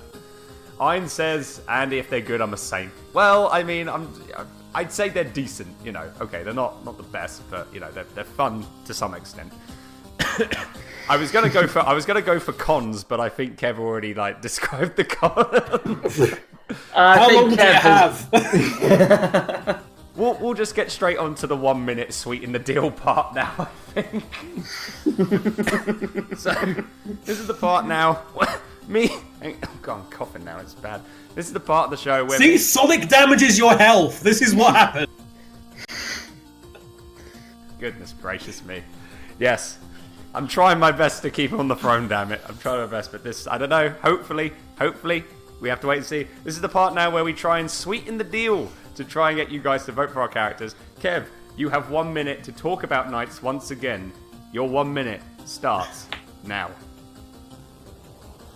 Knights is a character that, quite simply, is the embodiment of everything you want about battling. The series is about battling your fears and understanding who you are as a person. It is about the freedom of flight. It is about the belief that you can do anything, absolutely anything, and that nobody has the right to tell you what it is. That any obstacle you come across, you can overcome if you just believe in yourself and in the family and friends around you. Conversely, Sonic is about how Sonic likes to be Sonic. That's it. Knights has a far more complicated story and a far more interesting. Sega don't even know what Sonic's origin is properly. There's about 3 different versions, none of which are properly authenticated by Sonic Team. Nobody knows. Sonic Team themselves would rather do Knights. If you're going to go with anything, that is time. Go on that. Go on that. The creators want to use. The creators would rather have Knights on the throne. Okay. I love the fact. I just love the fact that whole Kev stuff with, yes, this is why Knights is the best. And then straight on to Sonic, however, the little bit. Hey, I gave a good 30 seconds each way.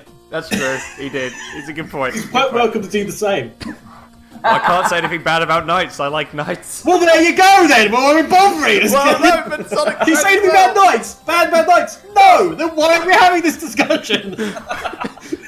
He's wasting everyone's time. Put him on the throne already. James, can you do the countdown for the 1 minute, please? I need to try and do this. Yeah, that's fine. Your 1 minute, Addy, starts now. So Sonic, yeah? Sonic's been like a part of people's lives for so many years back in the day, and also still like now. I mean, like, you know, with the likes of Sonic Mania, yeah, and it's made by fans as well, and it's good to see, you know, like Sega actually like conversing with fans to try and make, you know, being one with the community, so to say. Sonic has been with us like for so many years. He is a true cool blue like video game character, always there with his friends, and always like, you know, trying to help people and help the world, so to say, when, you know, dangers are coming. And I honestly think that, you know, should he have another week on the throne? I think so. Should be actually good. But yeah, no, I think honestly he's still a cool character. He still holds a place in my heart, nonetheless, even if he has like some bad games or bad things happening. And I think honestly he should be staying on the throne once again for the fun of games. God damn it. I love that the crux of your argument was, well, yeah, he's been around for a while. Literally, I don't know what else to say. I think Andy at this point wants him off. Well, He's just sick and tired of talking about him all the time. Well, no, I don't mind talking about him. It's just like I can't say the same thing over and over and over again. It gets repetitive and boring. You've run out of things to say about the character. There's so much you can say. And yet none of which you can, apparently. Does Sonic have any actual new appeal that was manufactured by its fan base? Actual effing question. Andy, pay attention. I'm sorry, Cat. I did say Sonic Mania. I mean, come on. But Hashtag down with Sonic. Sonic, yes, I think that. Sonic does what Knights doesn't, and that's have a game Sonic Team regrets. Jesus God, I think Sonic's gonna be dethroned before we even get to the end. You know what? I'm putting in the poll now. Let's just get it over with, and then we'll be finding out at the end of the show, like who's gonna win. I think we know who's gonna win. There you go, guys. There's the poll. Vote away, run away. I'm gonna get a drink of water because I'm now dying because apparently Sonic's bad for your health. And Vote nights, everybody. Oh, straight away. I've only just okay. straight away. So Well. that's the front of games, everyone. Oh, goodness.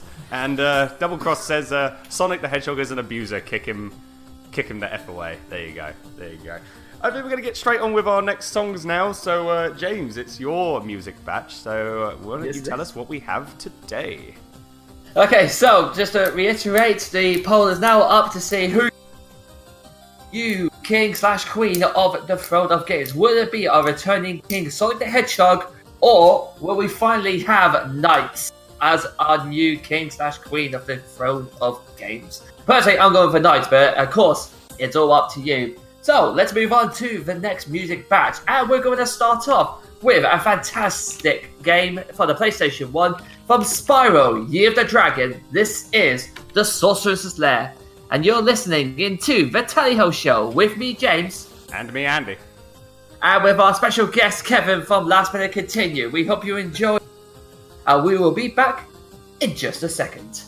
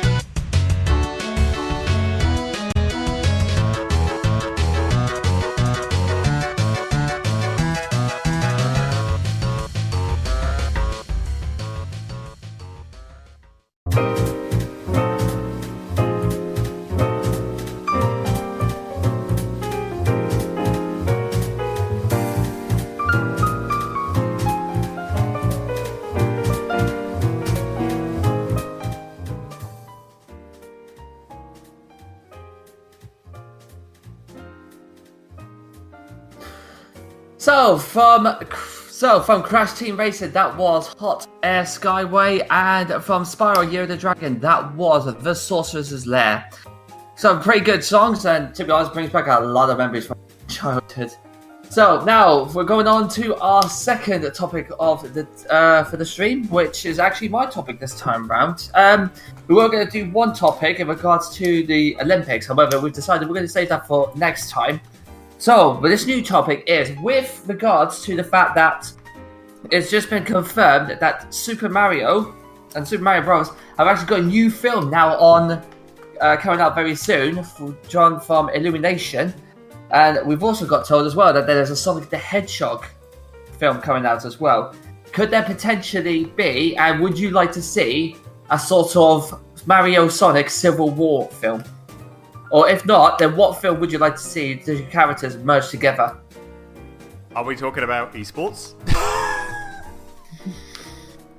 What's that? I thought we were talking about another topic. You told me not to do that. No. I thought I said that for a next show. That's what I said. Yeah, No, we said I thought you said you use this one for next show. No. The one that you just said, we'll just talk about the next show.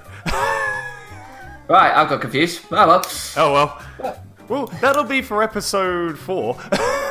There you go. You've got your ideas for episode 4. So Indeed. let's start that one again. Let's start that one again, shall we?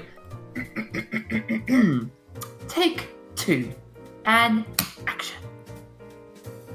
So we're back, and we just heard a crash from Hot Air Skyway from Crash Racing. The Sorceress left from Spyro Year of the Dragon. Now we're going on to our second topic for the stream, and this one comes from myself, and it is basically because of the event being held at the Olympics in Japan, Tokyo 2020. Esports is going to apparently become an Olympic event. So my question for all of our fellow chatters is, should esports actually become an Olympic event? So I think we will pass the floor over to Mr. Kev. What do you think about? Should esports be an Olympic event, or should we just leave it to keeping it as Evo and all that stuff? Excuse me. It should have its own thing. It should have its own thing and be treated as its own thing. The problem with, how do you determine what? How would you determine esports as an Olympic event when there's a billion games out there on different platforms? How would you determine that? It would need to have there is so many games and so many different variations in terms of how games are played at a competitive level that you would need a ridiculous amount of coverage. You would need a ridiculous amount of people beyond anything that you would do. It would need its own infrastructure. I could see there being an Olympics. And having that in the 2 years gap between the summer and the winter Olympic. That would work, I would say. Have it have the Olympic 2 years. Have it in the 1 year gap. Then do it that way. I can see that happening, but it's big enough to be its own thing. And you couldn't possibly categorize it in the way that many other sports are, just because of the variety. If squash can't get into the Olympics to save its life, and it's one of the biggest racket sports in the world, and no one votes it in, and the Olympics itself has a maximum amount of sports that it can have. It has a set amount, which is why things like there's all fuss about wrestling, traditional wrestling getting kicked out, or various cycling events getting kicked out and changed around for one reason or another. And same with the swimming as well. How do you fit in all that into a singular slot? You just can't. Nah, I think you've pretty much hit the nail on the head there, Kev. I don't agree that it should be an Olympic event, because not just for the fact, the whole point of the Olympics was to show the limit of humans of what they could do. Esports doesn't really, I don't think it's that much. As long as you must have like muscles in your thumbs and your 10 fingers and all that. But apart from that, that's really about it. I think that's a good idea though, having the esports sort of like Olympics every year between the winter and the summer ones. At all, because especially like the ones coming in for Tokyo, it's just a case of it is literally going to be one game, and if you're fantastic at that one game, that's fair enough. But you could be absolutely rubbish at anything else, but you'll still be classified as an Olympian, which just seems a bit of unfair, really. Although double XX crosses there, chess is an Olympic event, and that's better than me, but okay. I'm not really too sure. What have they actually still got chess? I did not know they had chess in there. No, I think they. No, did, it's not. But it's not right anymore now. No. I think it was one of those that at every Olympics there is like almost like a guest sport. Like the host are allowed to like choose X sports, and then those are brought in as like Olympic sports as to sort of explain. I mean, tug of war was once an Olympic sport, for example. But no, I think chess did guest once, maybe. Like, I mean, this is very, very long time ago. Yeah. And things like that. And there's so many sports that don't get into the Olympics. I mean, it's like I say, there's been discussions about snooker getting into the Olympics for goodness knows how long. Darts has been pushing for that for a very long time, and squash, like I mentioned. In an ideal world, the Olympics, let's expand the numbers a bit, because funny enough, there's a lot of stuff happening. Yeah. But in much the same way as there are kind of limits on the X Games stuff, in terms of how they're represented, it would end up with the same sort of limits on esports. Yeah, because they were thinking about maybe bringing in like skateboarding as an Olympic sport at some point. Which I thought to myself, thinking like, yeah, you do it for like one Olympic, like X Games, like bring it in for one Olympics, and I'd watch that. That would be something I would definitely check out. As you say as well, like you got darts, you got snooker. I mean, it'll be interesting to see how that would be played. I mean, again, like as a guest sport, that will be great to see. Esports, I mean, because it's going to be in Japan, and if what you say, they're allowed to bring in like a guest sport for that year. I mean, we may actually see it happen. I mean, I'm the same as well. I mean, it's very strange to hear that news where someone said like esports to be part of the Olympics, and it's like, no. That doesn't compute in my head, to be honest. I like, again, the idea of like an Olympic sports, because I could see that as like you have like players coming from all around the world. It's like, tune into this stream in order to watch the Overwatch tournament, or come to the League of Legends, or come to Street Fighter, or like that. That would be interesting to see, and I'm sure it would work out very, very well. But as a Olympic sport, that you're most likely going to see League of Legends. That's the only thing I'm guessing you're probably going to see. League of Legends or Overwatch, just only one game. That's the only thing that's going to be. If it does happen, I mean, it'll be interesting to see how it pans out if it does, and just see how they go about it with the IOC. But I honestly don't think it's going to be a permanent thing. If it does happen, I think it's just going to happen for 2020, and then that's it. If it did happen, if it does go permanently, then that's just I don't think it's going to work out very well. Try it once, and then that's it. Just once in a lifetime. That's what I would definitely. say mainly. Although Edgehead's got a good idea though, tea drinking. Yes, absolutely. I will get one event that the British will be winning at. Yes, I will take part in that. I will get the gold medal. It'll be great. Oh no, probably I'll represent Canada. There you go. Sorry. Yeah, I have to represent. Yeah, you represent Canada. I'll represent Britain. Let's see how. There you go. Perfect. You have to do so you're blindfolded and you have 5 sets of tea, but they're all different flavors. You have to guess which tea is which. Something like that. See, that'll be a great sport. Kev could be the judge as he doesn't like tea or coffee. Nope. Yes. What does it taste like? Well, no, it tastes like water, which is very warm. Okay, you win. Easy, simple, easy goal.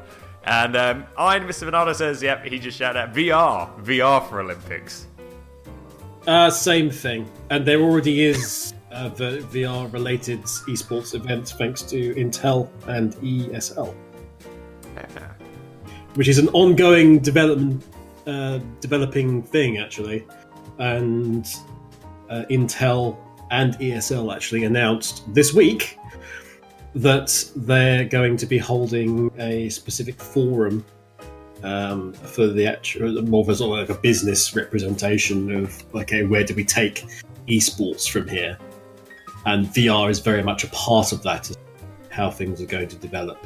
Plus, you've got Oculus going on with what they're doing, again in partnership with Intel, the VR Challenge League, which has been that was for the Unspoken and Echo Arena, as I recall. So there's stuff going on, not that far away. Yeah, it'll be interesting to see how VR esports goes about, but I think we'll probably see it explode, so to say, in the next maybe 2 to 3 years. I'd say maybe a few years until we see it get very, very popular. Huh. Probably less than that, really.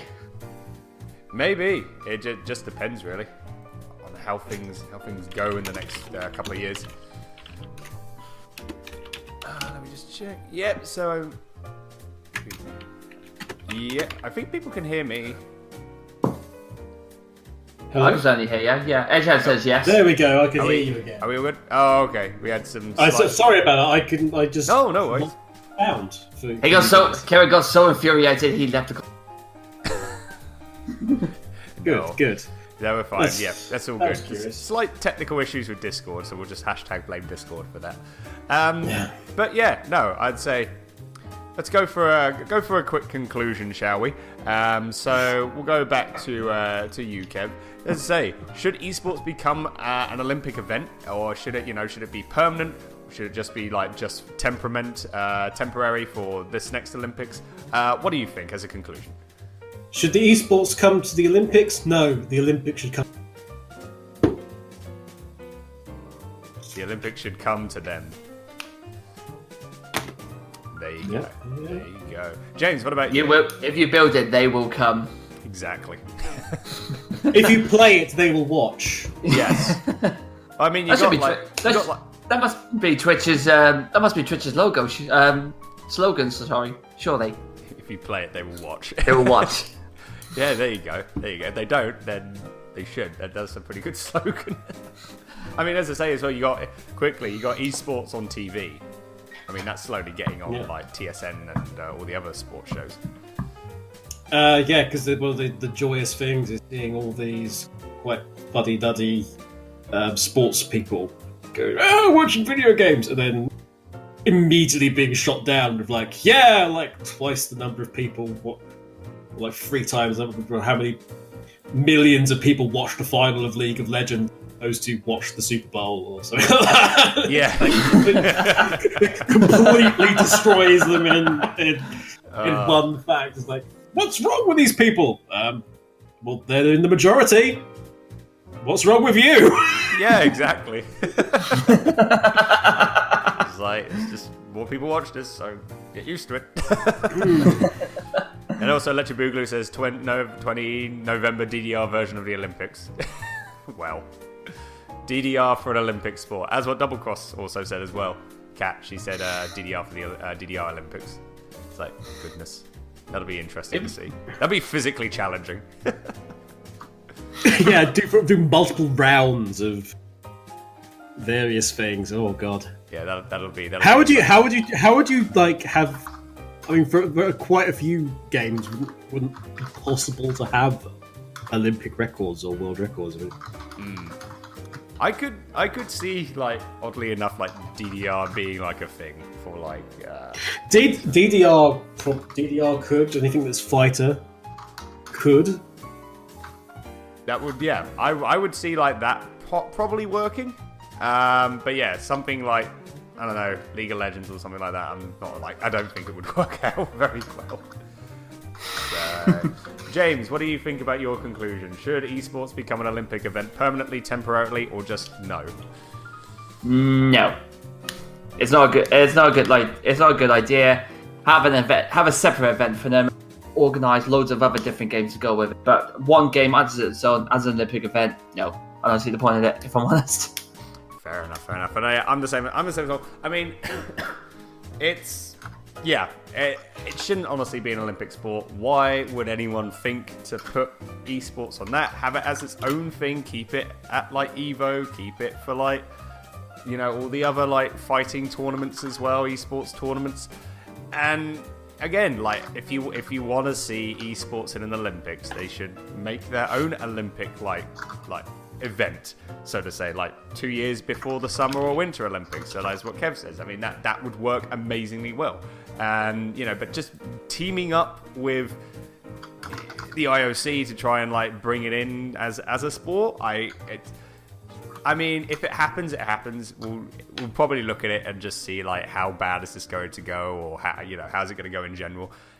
If it's going to happen, do it once and that's it. Just don't do it again, because if you do it again, I'm sure it's going to be a recipe for disaster. So see how it goes and just no.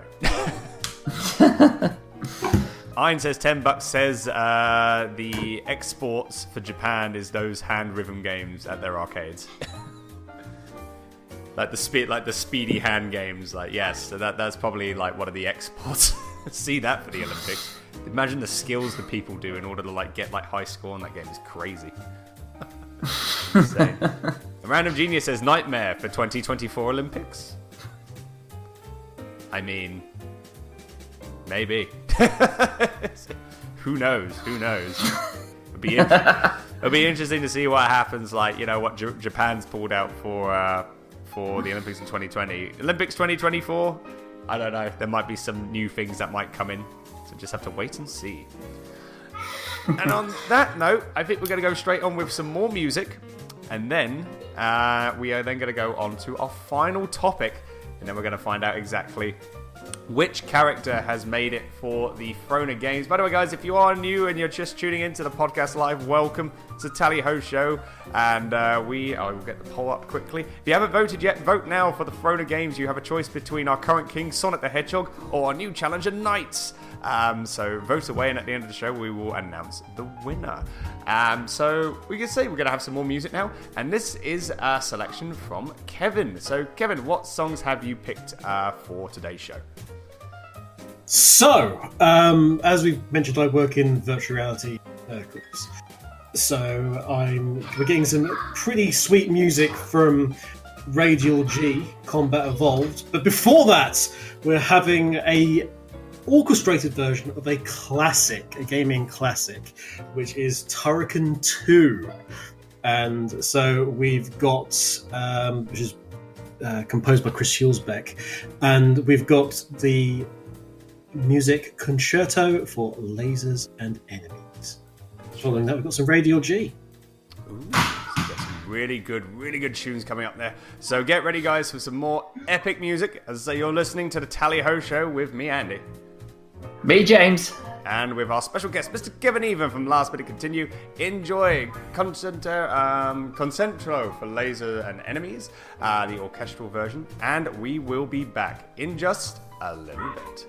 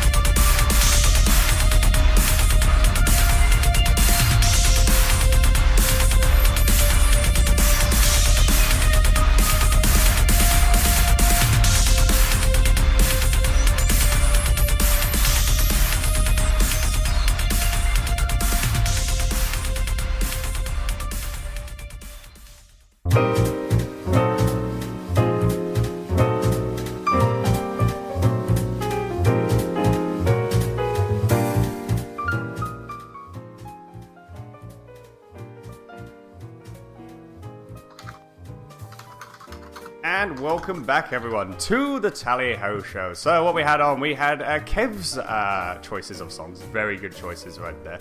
We just had from Radal G, it was Release the Kraken. And then from Turrican 2, it's the orchestral version. It was Concerto for Laser and Enemies. And that was very, very good choices of music indeed.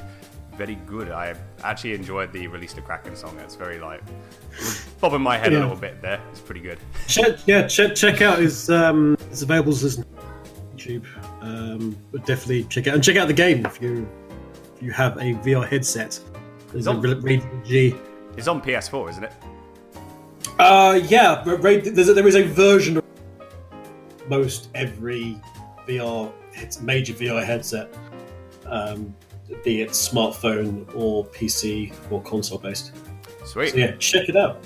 I will make sure to do that when I get a VR headset for sure. We had Rimito just was in during the second discussion, so hello to you, sir. We also had Iron Yoshi who came in, but he's left now, but good to see he came in. And we had FD came into the chat as well. Hello to you, sir. Thanks for coming by. Hope you're having a great day. So now we're going to go straight on with our third and final topic. It's not a listener topic though, but if you would like to, anyone that's listening into the show, whether it be live or on the podcast, you can send in a requested topic. In order to do that, if you're in the chat, type in !tallyho, all one word. You'll get given an email address, our show email address, which is thetallyhoshow, all one word, @gmail.com. Send us a gaming-related topic with the subject Tallyho topic, and we may discuss it on a future show. But because we have a guest on, we're going to be having Kev's topic for our third and final one. So, Mr. Eva, what is your topic for today? Since I have to write an article about stuff this coming Tuesday, and I could easily do my own suggestions, but, I wanted to see how people who aren't necessarily as familiar with VR, the ideas that they can come up with. The topic today is people's suggestions for classic video games that could get a VR makeover. So we know. So there are some games out there that had this in certain ways, like Rebellion brought Battlezone, a version of Battlezone, over to VR. And there's games like Payday 2, which have VR compatibility, and Skyrim and Fallout 4, and Doom has had its own version. But I'm interested in what games you think would make an excellent virtual reality experience, get a new lease of life. Could be something very old, it could be something very new. What are your thoughts? Well, we have Mr. Edge in the chat who just said Pokemon VR, please. Well, we've got Pokemon AR, kinda, technically, with whatever it's called, Pokemon Go. That's true. Yeah. But proper virtual reality, proper immersive VR would be interesting. After you. Now, when you're saying that though, what are you talking about? Like a general Pokemon game, like you would have with Red and Blue, and etc., or something that would be more like the battle games, battle-related games, like Pokemon Stadium, Battle Revolution, or something like that. Yeah, exactly. Those ones. The other one whose name I can't remember, but those ones. Is it that one, or is it the general Pokemon game, or is it more the battle game? I'm just curious. I mean, I could see like an adventure game, but when you say like the battles types games, that would probably work more, to be honest. Because you had to put in a lot of like work in to make like a big adventure title. So I would say maybe a Pokemon battle style game would work well with VR, and it would be interesting to see when you put the headset on and you're looking around and there's just like you select your Pokemon, and then there's a battle arena and it's like select your Pokemon, you open up like your inventory, like which one are you gonna go, and then you actually throw the ball and then you're just picking the moves and stuff, and then it's like, as opposed to like picking, like touching the pad, like the virtual pad to see like what move you can do, you just shout out the move and then your Pokemon does it. That would be exciting. You could do voice recognition. You could also do gesture recognition with that. So you could like do various signals with like fingers or with your arm movements that could signify various moves, and you could do that without, because there's an aspect there. It could be done online with that as well. It could be live battling. I would like that. That would be amazing. Live battling would be pretty decent, though. Would be. It says general games, so general adventure games, you would say. General adventure games. This is of a proper full VR experience because there is a sort of VR version of Portal, but it's a level within something else. Is that? Really? It's what was it? I need to look this up. Portal Stories. Portal Stories VR. Alright. Wow. Is like it's got 10 new puzzles. It sort of takes place. It is properly within. But the game is sort of. It's sort of official, unofficial. You know, one of those ones. And there's a lot going on in there, but it's not proper. But yeah, VR Portal would be great. The only problem with that is that with all the being flung around you would need to do, you'd be very liable for motion sickness if it wasn't made properly. Yeah. I got one though. What about? Do you guys remember playing the old Wolfenstein 3D games? Which games? Wolfenstein 3D. Yeah. Good old Wolfenstein. Yeah. What about that as a VR game? Because you shouldn't really. It'd be nice to sort of, because I know you get like the little you get the mini games as a mini game. Wolfenstein: The New Order. But imagine it as a VR set where you're actually basically walking around. I'm a little surprised actually that the likes of Bethesda haven't done that as like a mini, because it is, you're right, it's the sort of thing that they do, like the games, is to have the other games in there or some sort of representation that harks back to them. I'm quite surprised that they haven't done a version of Wolfenstein which is in VR, because it would be I hesitate to say easy thing to do, but in terms of implementing it, I think it would be relatively less demanding on terms of resources, and would be an interesting way for them to learn about VR themselves, because developers are still learning all this stuff. Yeah.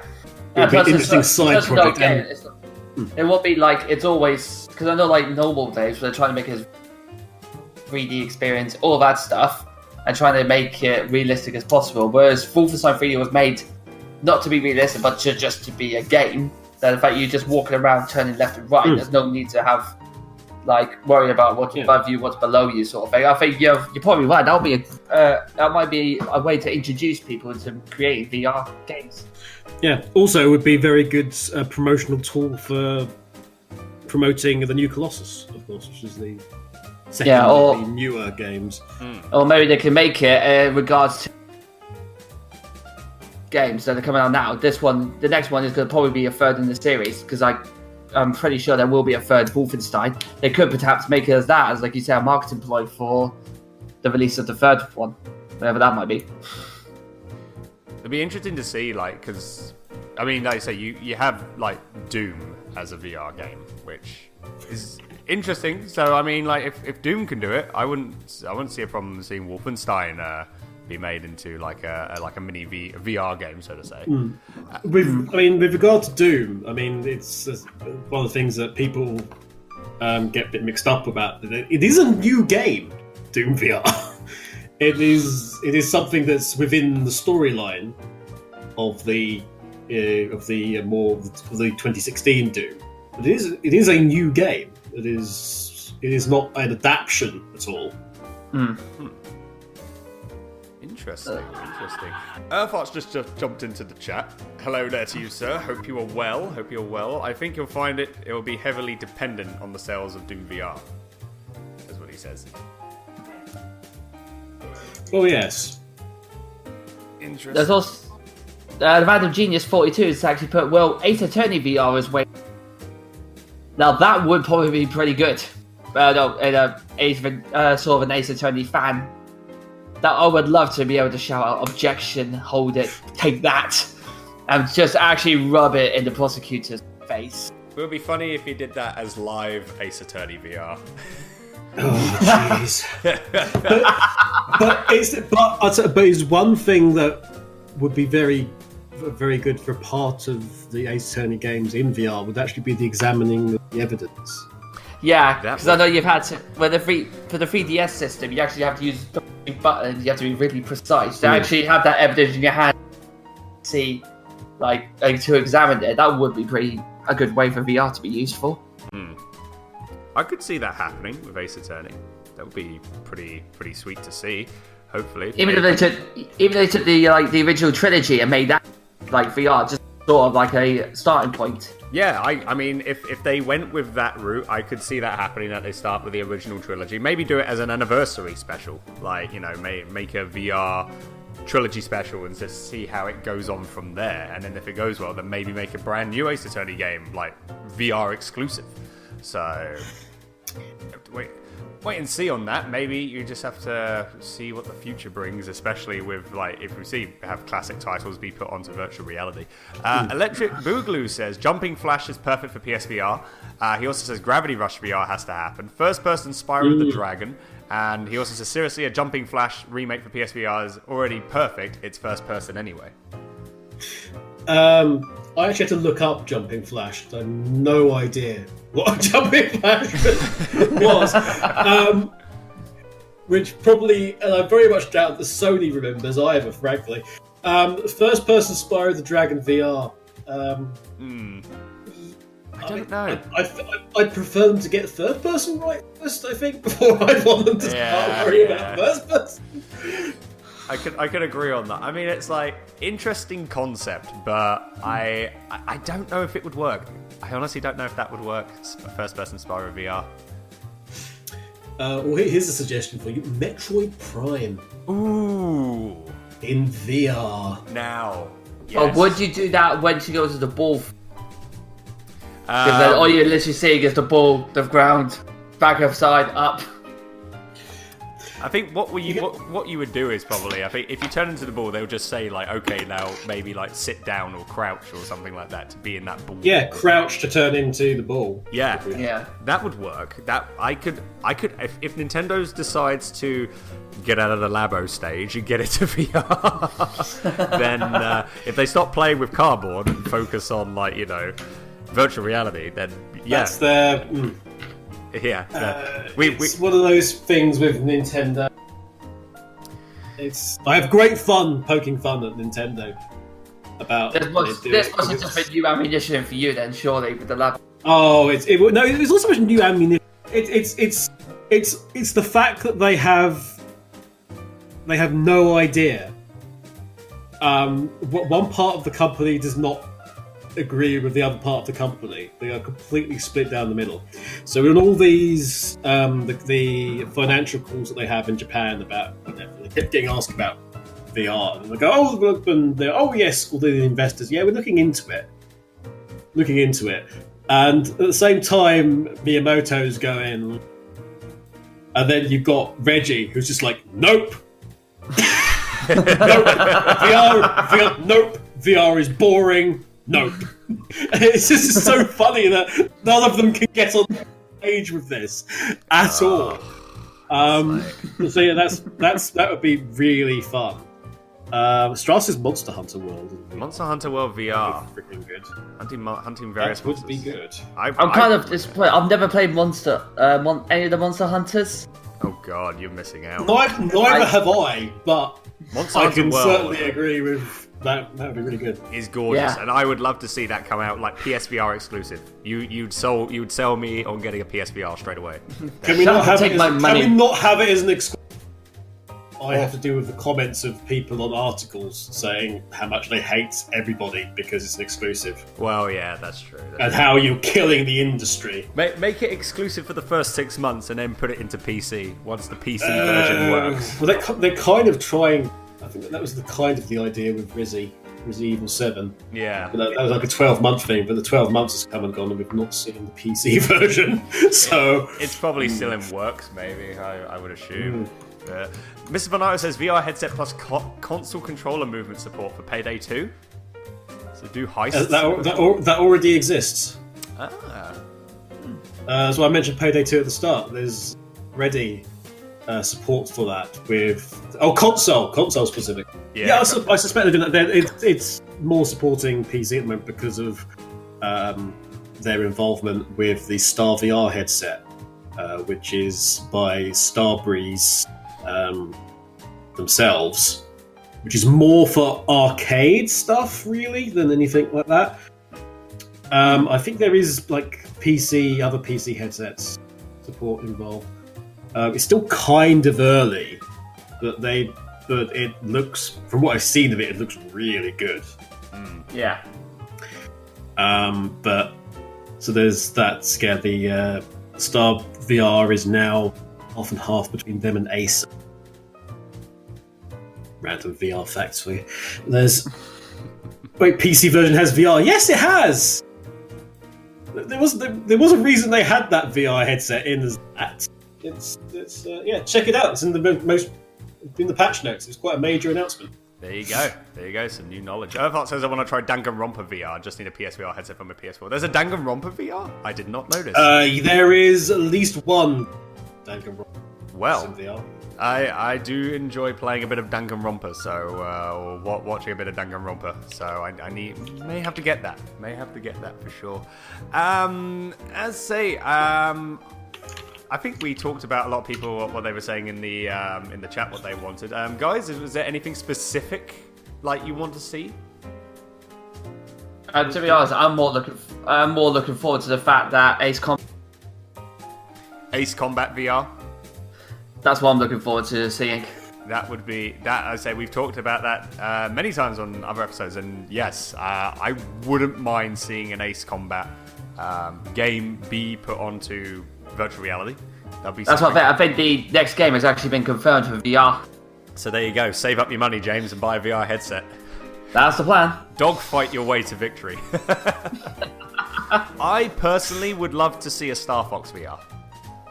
I mean, if Nintendo decides to get out of, its own ass. Yes. Let's be honest here. Took the words right out of my mouth, Kev. If pull their finger outside their backsides and jump into the VR world, I would love to see a Star Fox VR game. Be part of the R-Wing, flying around, trying to defeat Star Wolf, trying to fight enemies, facing Andros. Hell yeah, I would love that. That'd be fantastic. That would just be such a great feeling, being piloting an R-Wing and just defeating Andros. That'd be amazing. So maybe can't let you do that, VR Fox. Yeah. Just quick, do a barrel roll. I mean, you get motion sickness. Do a barrel roll. Oh God, no. Do a barrel roll. You have to do multiple barrel rolls in order to deflect lasers, and you get at the end of it, you just throw up. It's funny though, James mentioned 7. I really want to try Ace Combat. I'm not no interest in the previous game, but the fact that it looks how it looks, and they've clearly put a lot of effort into trying to make this right. I really want to see that. I've been a huge Ace Combat fan since I first started playing games. I think Ace Combat 0 is probably one of the best games I've ever played, and the soundtrack as well. Every single game seems to have. The soundtracks have been amazing. I loved it. The fact they said the new one was coming out, I thought, that'd be pretty decent. I'm looking forward to this one in VR. Okay, gotta save money, gotta get a VR now. Just for that one experience. Even if it's for one level and I'm absolutely rubbish at it, I can at least sit down. I can at least try and sit down in an aircraft. Exactly. Because there's, one of the other things you've got to remember about VR is that yes, it may seem a bit strange about you're moving up and down and running around, but you've got games like Sprint Vector where it's very much running around and lots of movement. And there's tools like, because we mentioned this in our previous chat actually, and James was very interested in the possibility of this, if I remember rightly, which is the idea of an omnidirectional treadmill. Yeah, I remember. Yeah, I said that last time round. Yeah, which is if you vaguely remember the 90s with the big what are they called with the big VR headsets, of the virtuality headsets. That was it. That's what I think. Yeah. You're in some with a big hoop around you. They're kind of the same as that. Is it much more thinned down? And they've got like a slippery surface. So you put on the special shoe and you sort of run by sort of moving your feet without lifting them, and moving backwards, and you're sort of held around the waist. So you're physically moving. Yeah. And that's all tracked. But of course, there's also various things in like warehouse VR and things as well, which can be done, and some of which you touched on last week's show, which you can still watch / listen to, either on Twitch or on the SoundCloud. SoundCloud. Yeah, SoundCloud. But check that out, because that was very interesting about the possibilities of arcades for VR. Yeah, no, we talked about it on the last episode. If they bring VR arcade, I mean, I say it's big in Japan, but if they bring it to the West, as I say, VR arcade, video arcades will probably be booming again, which would be good to see. So Yeah, it's a revival. exactly. It's a big thing for Namco Bandai, or Bandai Namco, I should say. So it's funny that at that exact moment, Electric Boogaloo Funk says also Pac-Man VR. But it's a very big thing in Japan with the VR zone, which they've got a very big arcade out there with all manner of things and experiences for things like Gundam and Evangelion and Dragon Ball. And that's also where the Mario Kart VR experience is. And they've started bringing these VR zone portals over to the UK. There's at Hollywood Bowl venues in the UK, and there's 2 at the minute. One of which is in Tunbridge Wells, and one of which is at the O2 in London. And they are expanding more and more. There's plans to bring out more of them across 2018. So it's happening. It's happening. There's things like there's a series of VR games, arcade style games, being made about the Rabbids, for instance. An actual series. That's Lots of stuff going on. Also, yes, Pterodactyl Nightmare. Yes, that's been remade. That's been remade. But as I say, it's good to see that they're having like small pockets of like these VR arcade experiences happening in parts of the West, let's say in the UK. I don't think it's happening in America. There might be some in the US as well. There's it's growing every week in the. Honest to goodness, there's all sorts. So here's hoping. hoping. And Canada as well. Oh, Canada. I haven't heard anything in Vancouver, so it must be maybe Toronto or Montreal, most probably. Looks like you got to take a visit to Toronto then, mate. Yeah, I'm going to have to take a trip to the east to do some VR experience. It's going to be fun. And meet people, and meet friends as well. For the sake of gaming. Yeah, for the sake of gaming, I'm going to Toronto. That's it. Where would you like it to be? Well, I would like to have it in Vancouver, but it's. I haven't heard any news about it because there's a lot of people in people that I know in Vancouver in the gaming industry, and if there was anything with VR, they would have said something right away. Right. Wait there for a short period of time. Okay. Right.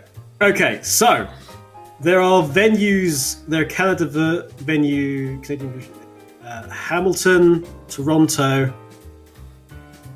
Winnipeg. It's a little bit closer. to me.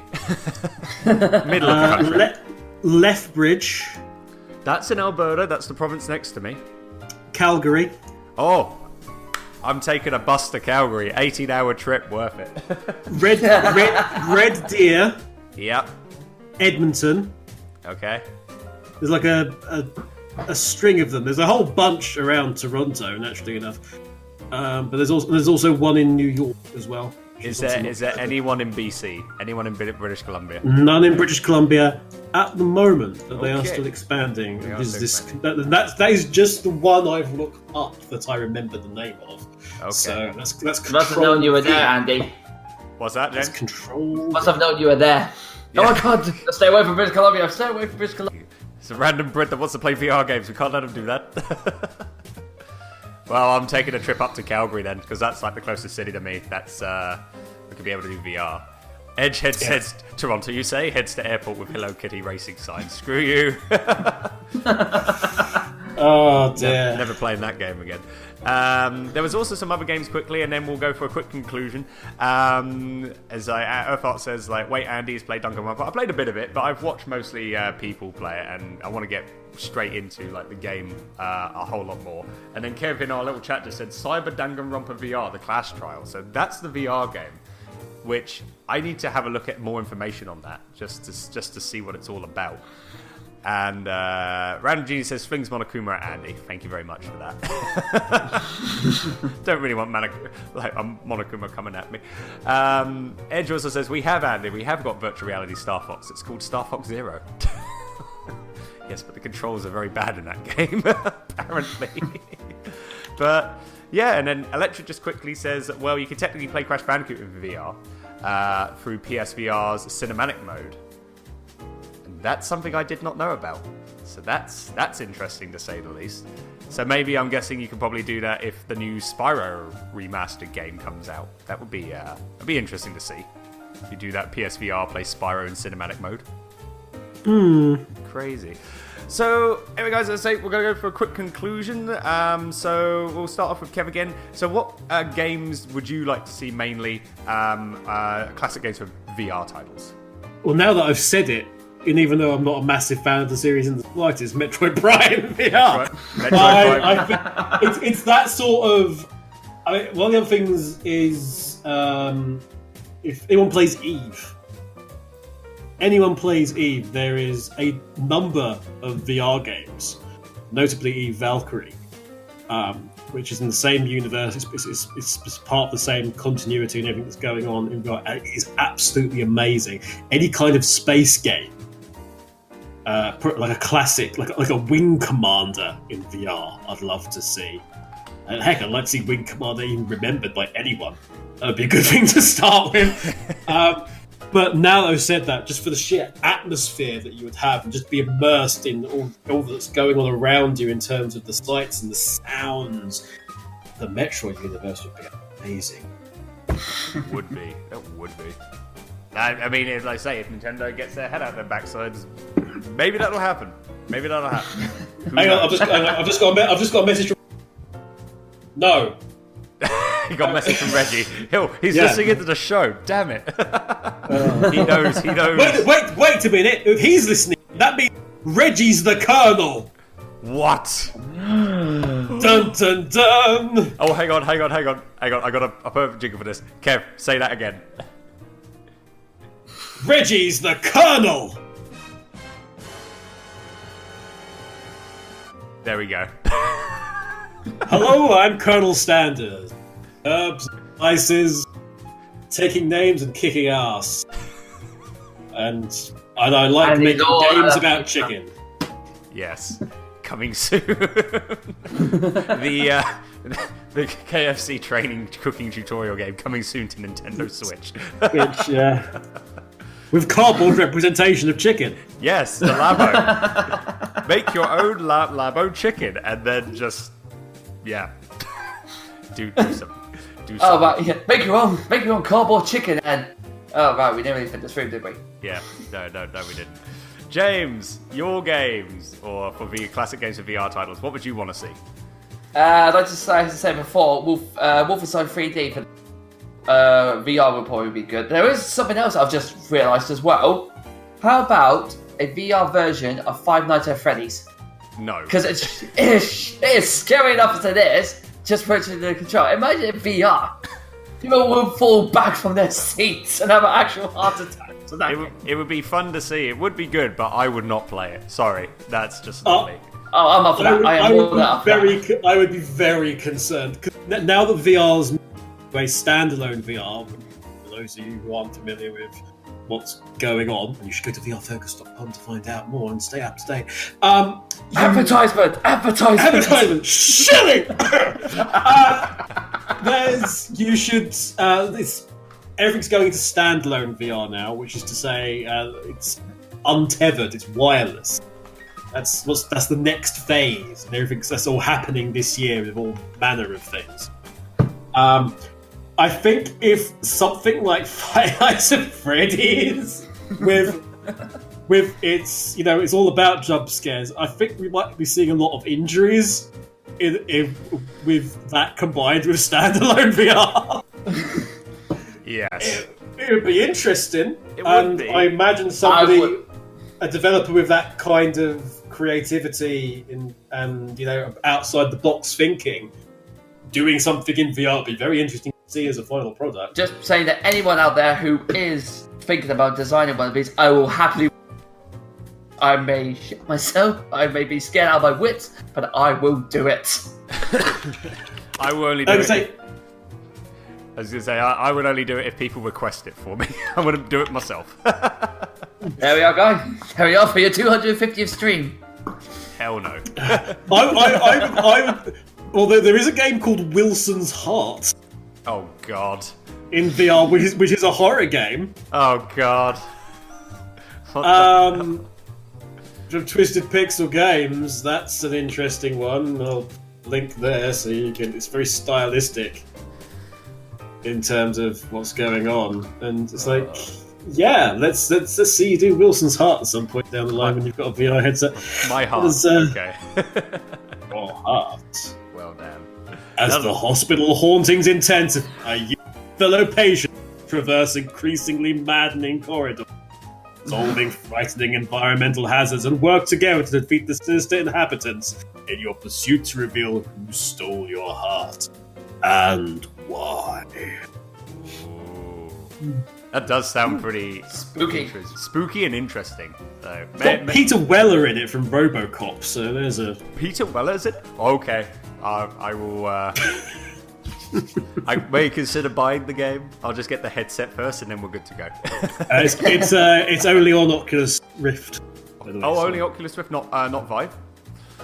No, I think it was something that had Oculus Studios involved. Oh, That's okay. Probably the reason why. Just like, yes, that's what Ein says. Better save up for an Oculus Rift. Looks like it. Better save that up. Indeed. Also, Greenie's just jumped into the chat. Tally ho to you, lady. How are you? Hope you're well and good. But yeah, no, version of Five Nights at Freddy's would be, interesting to see. And as I say, Wilson's Heart. I'll probably look into this and see how it goes. Edge says, Hello Kitty VR, please. No, get out of there. Leave. Please get out of the stream. For me, I would say Star Fox VR. Again, Nintendo, please make that happen, because that would be absolutely amazing. Being Fox McCloud, piloting the R-Wing, and just going kicking ass in the Lilac system would be absolutely amazing, I would have to say. And on that note, because we're going way over the overtime, we're actually going to be under 3 hours. Holy crud, it's insane. And Electric says Night Trap VR, please. That'll be interesting. Night Trap VR. Yes. Like, how... like, looking at the cameras and seeing if you've seen someone's boat. I'm going to need to nip off very soon. Yes, we're gonna end this off right now. We're gonna do the ending. Oh, before we go, Yeah. before you do that, there is a thing that I'd like you to put up on the stream, because if you can see this, if you can see the live stream, you'll see my little avatar there. Last Minute Continue has a thing where the logo is my face. It's Pac-Man, basically, given there is. And there's also various other gaming characters as the ghosts. And there's all the people who are on Last Minute Continue are represented as pack characters in some way or another, there has yet to be a Pack Andy. Until now! Oh my god. There's a Pack Andy. There's a Pack Andy. There's a Pack Andy, and I want you to put that up so people can see. That is the Pack Andy. Oh my god. Oh, well, that is brilliant. Okay, give me a sec. I will quickly put this on here. Whilst I'm doing that, though, I will transition the music because it's now time for the Throne of Games. While you're doing that, Matt, Andy, do you want me to announce the winners? Yes, do that, please. That'd be great. That's no problem. Okay, guys, so tonight, as you've seen from the beginning, our Throne of Game competition, it was Knights who was decided to take on our current king, Sonic the Hedgehog, for the right to be called the king or queen of the Throne of Games. We've had a lot of competition right now with 49 votes. I hope you're ready to hear this. Okay, Andy? Yeah, give me 1 sec. Here we go, guys. That's it. That's me. You got my baggy eyes and everything. Perfect. That's amazing. And thank you very much, Kev, and Double Cross for that. That is fantastic. Oh, brilliant. Mr. Venato, don't you mean Pack Sharp? Pat Sharp. Oh, no. No. Not Pat Sharp. No. Anyway. No, thank you very much for that, Kat. That's absolutely amazing. I love it. Love it to bits. Thank you so much indeed for that, good lady. Okay, James. You Pack Sharp. Jesus. Would you like to announce the winner of the Throne of Games? I am going to announce the winner right now. Drum roll, please. The winner is... Sonic the Hedgehog has been dethroned. Knights is the winner with 65% of the vote. At last. Oh, goodness. There you go. Your votes did it. Na na na na. Hey, hey, hey.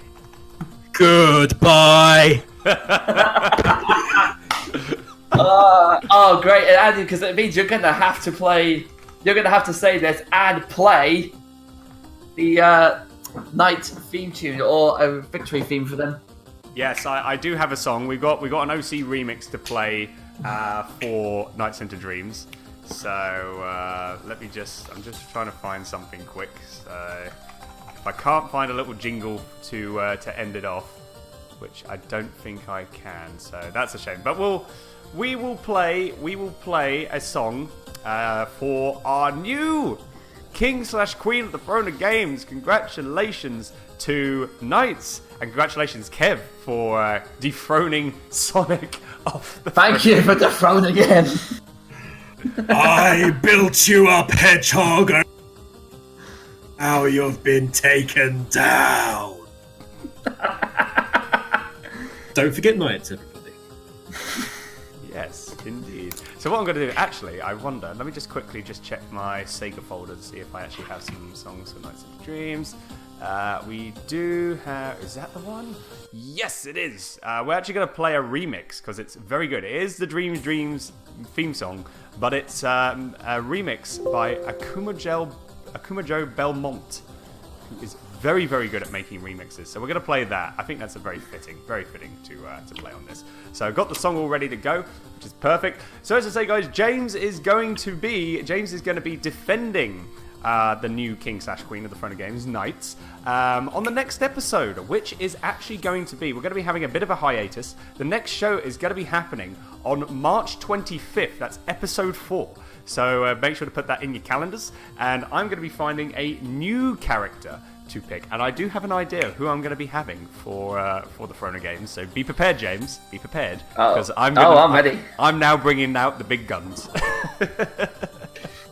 Kev, I might need your assistance in the next one in case you don't think. That's okay. If his big gun was Sonic and he's don't do the big guns, that's well. Yeah, well, we'll see about that. We'll see about that. So, on that note now, because we need to get going because it's almost 3 hours and we need to get the show up and done. That is it. That is the end of episode 3. He's bringing his waifu. Well, what are the waifus?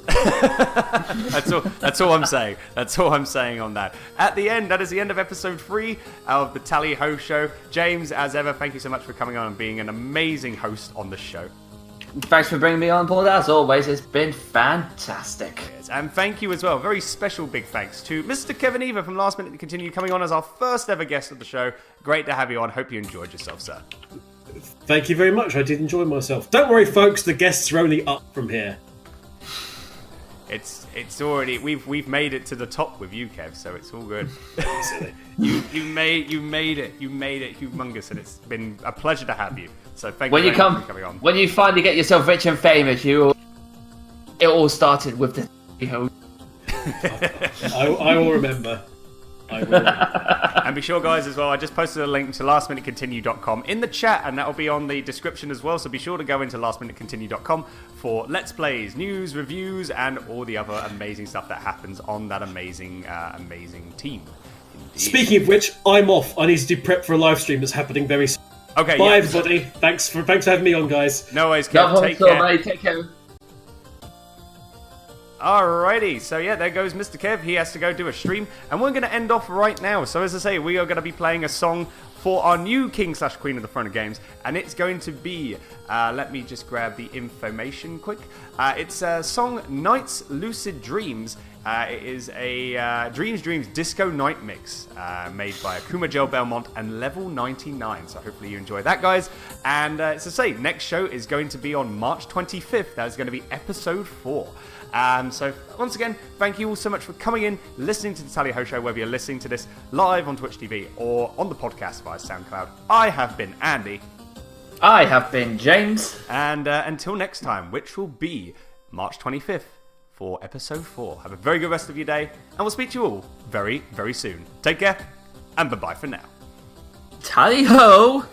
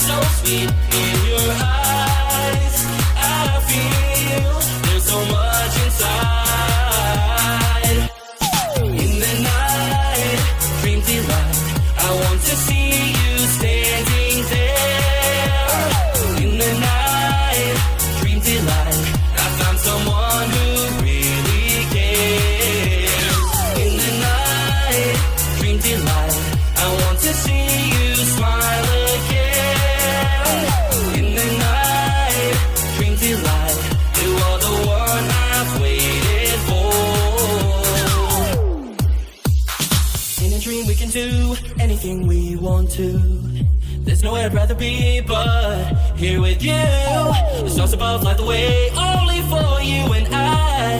I'm so glad I found the love that I've been looking for. In my dreams, I'm the one you're hoping for. Love can come through an open door. Just be strong and be sure to find the one.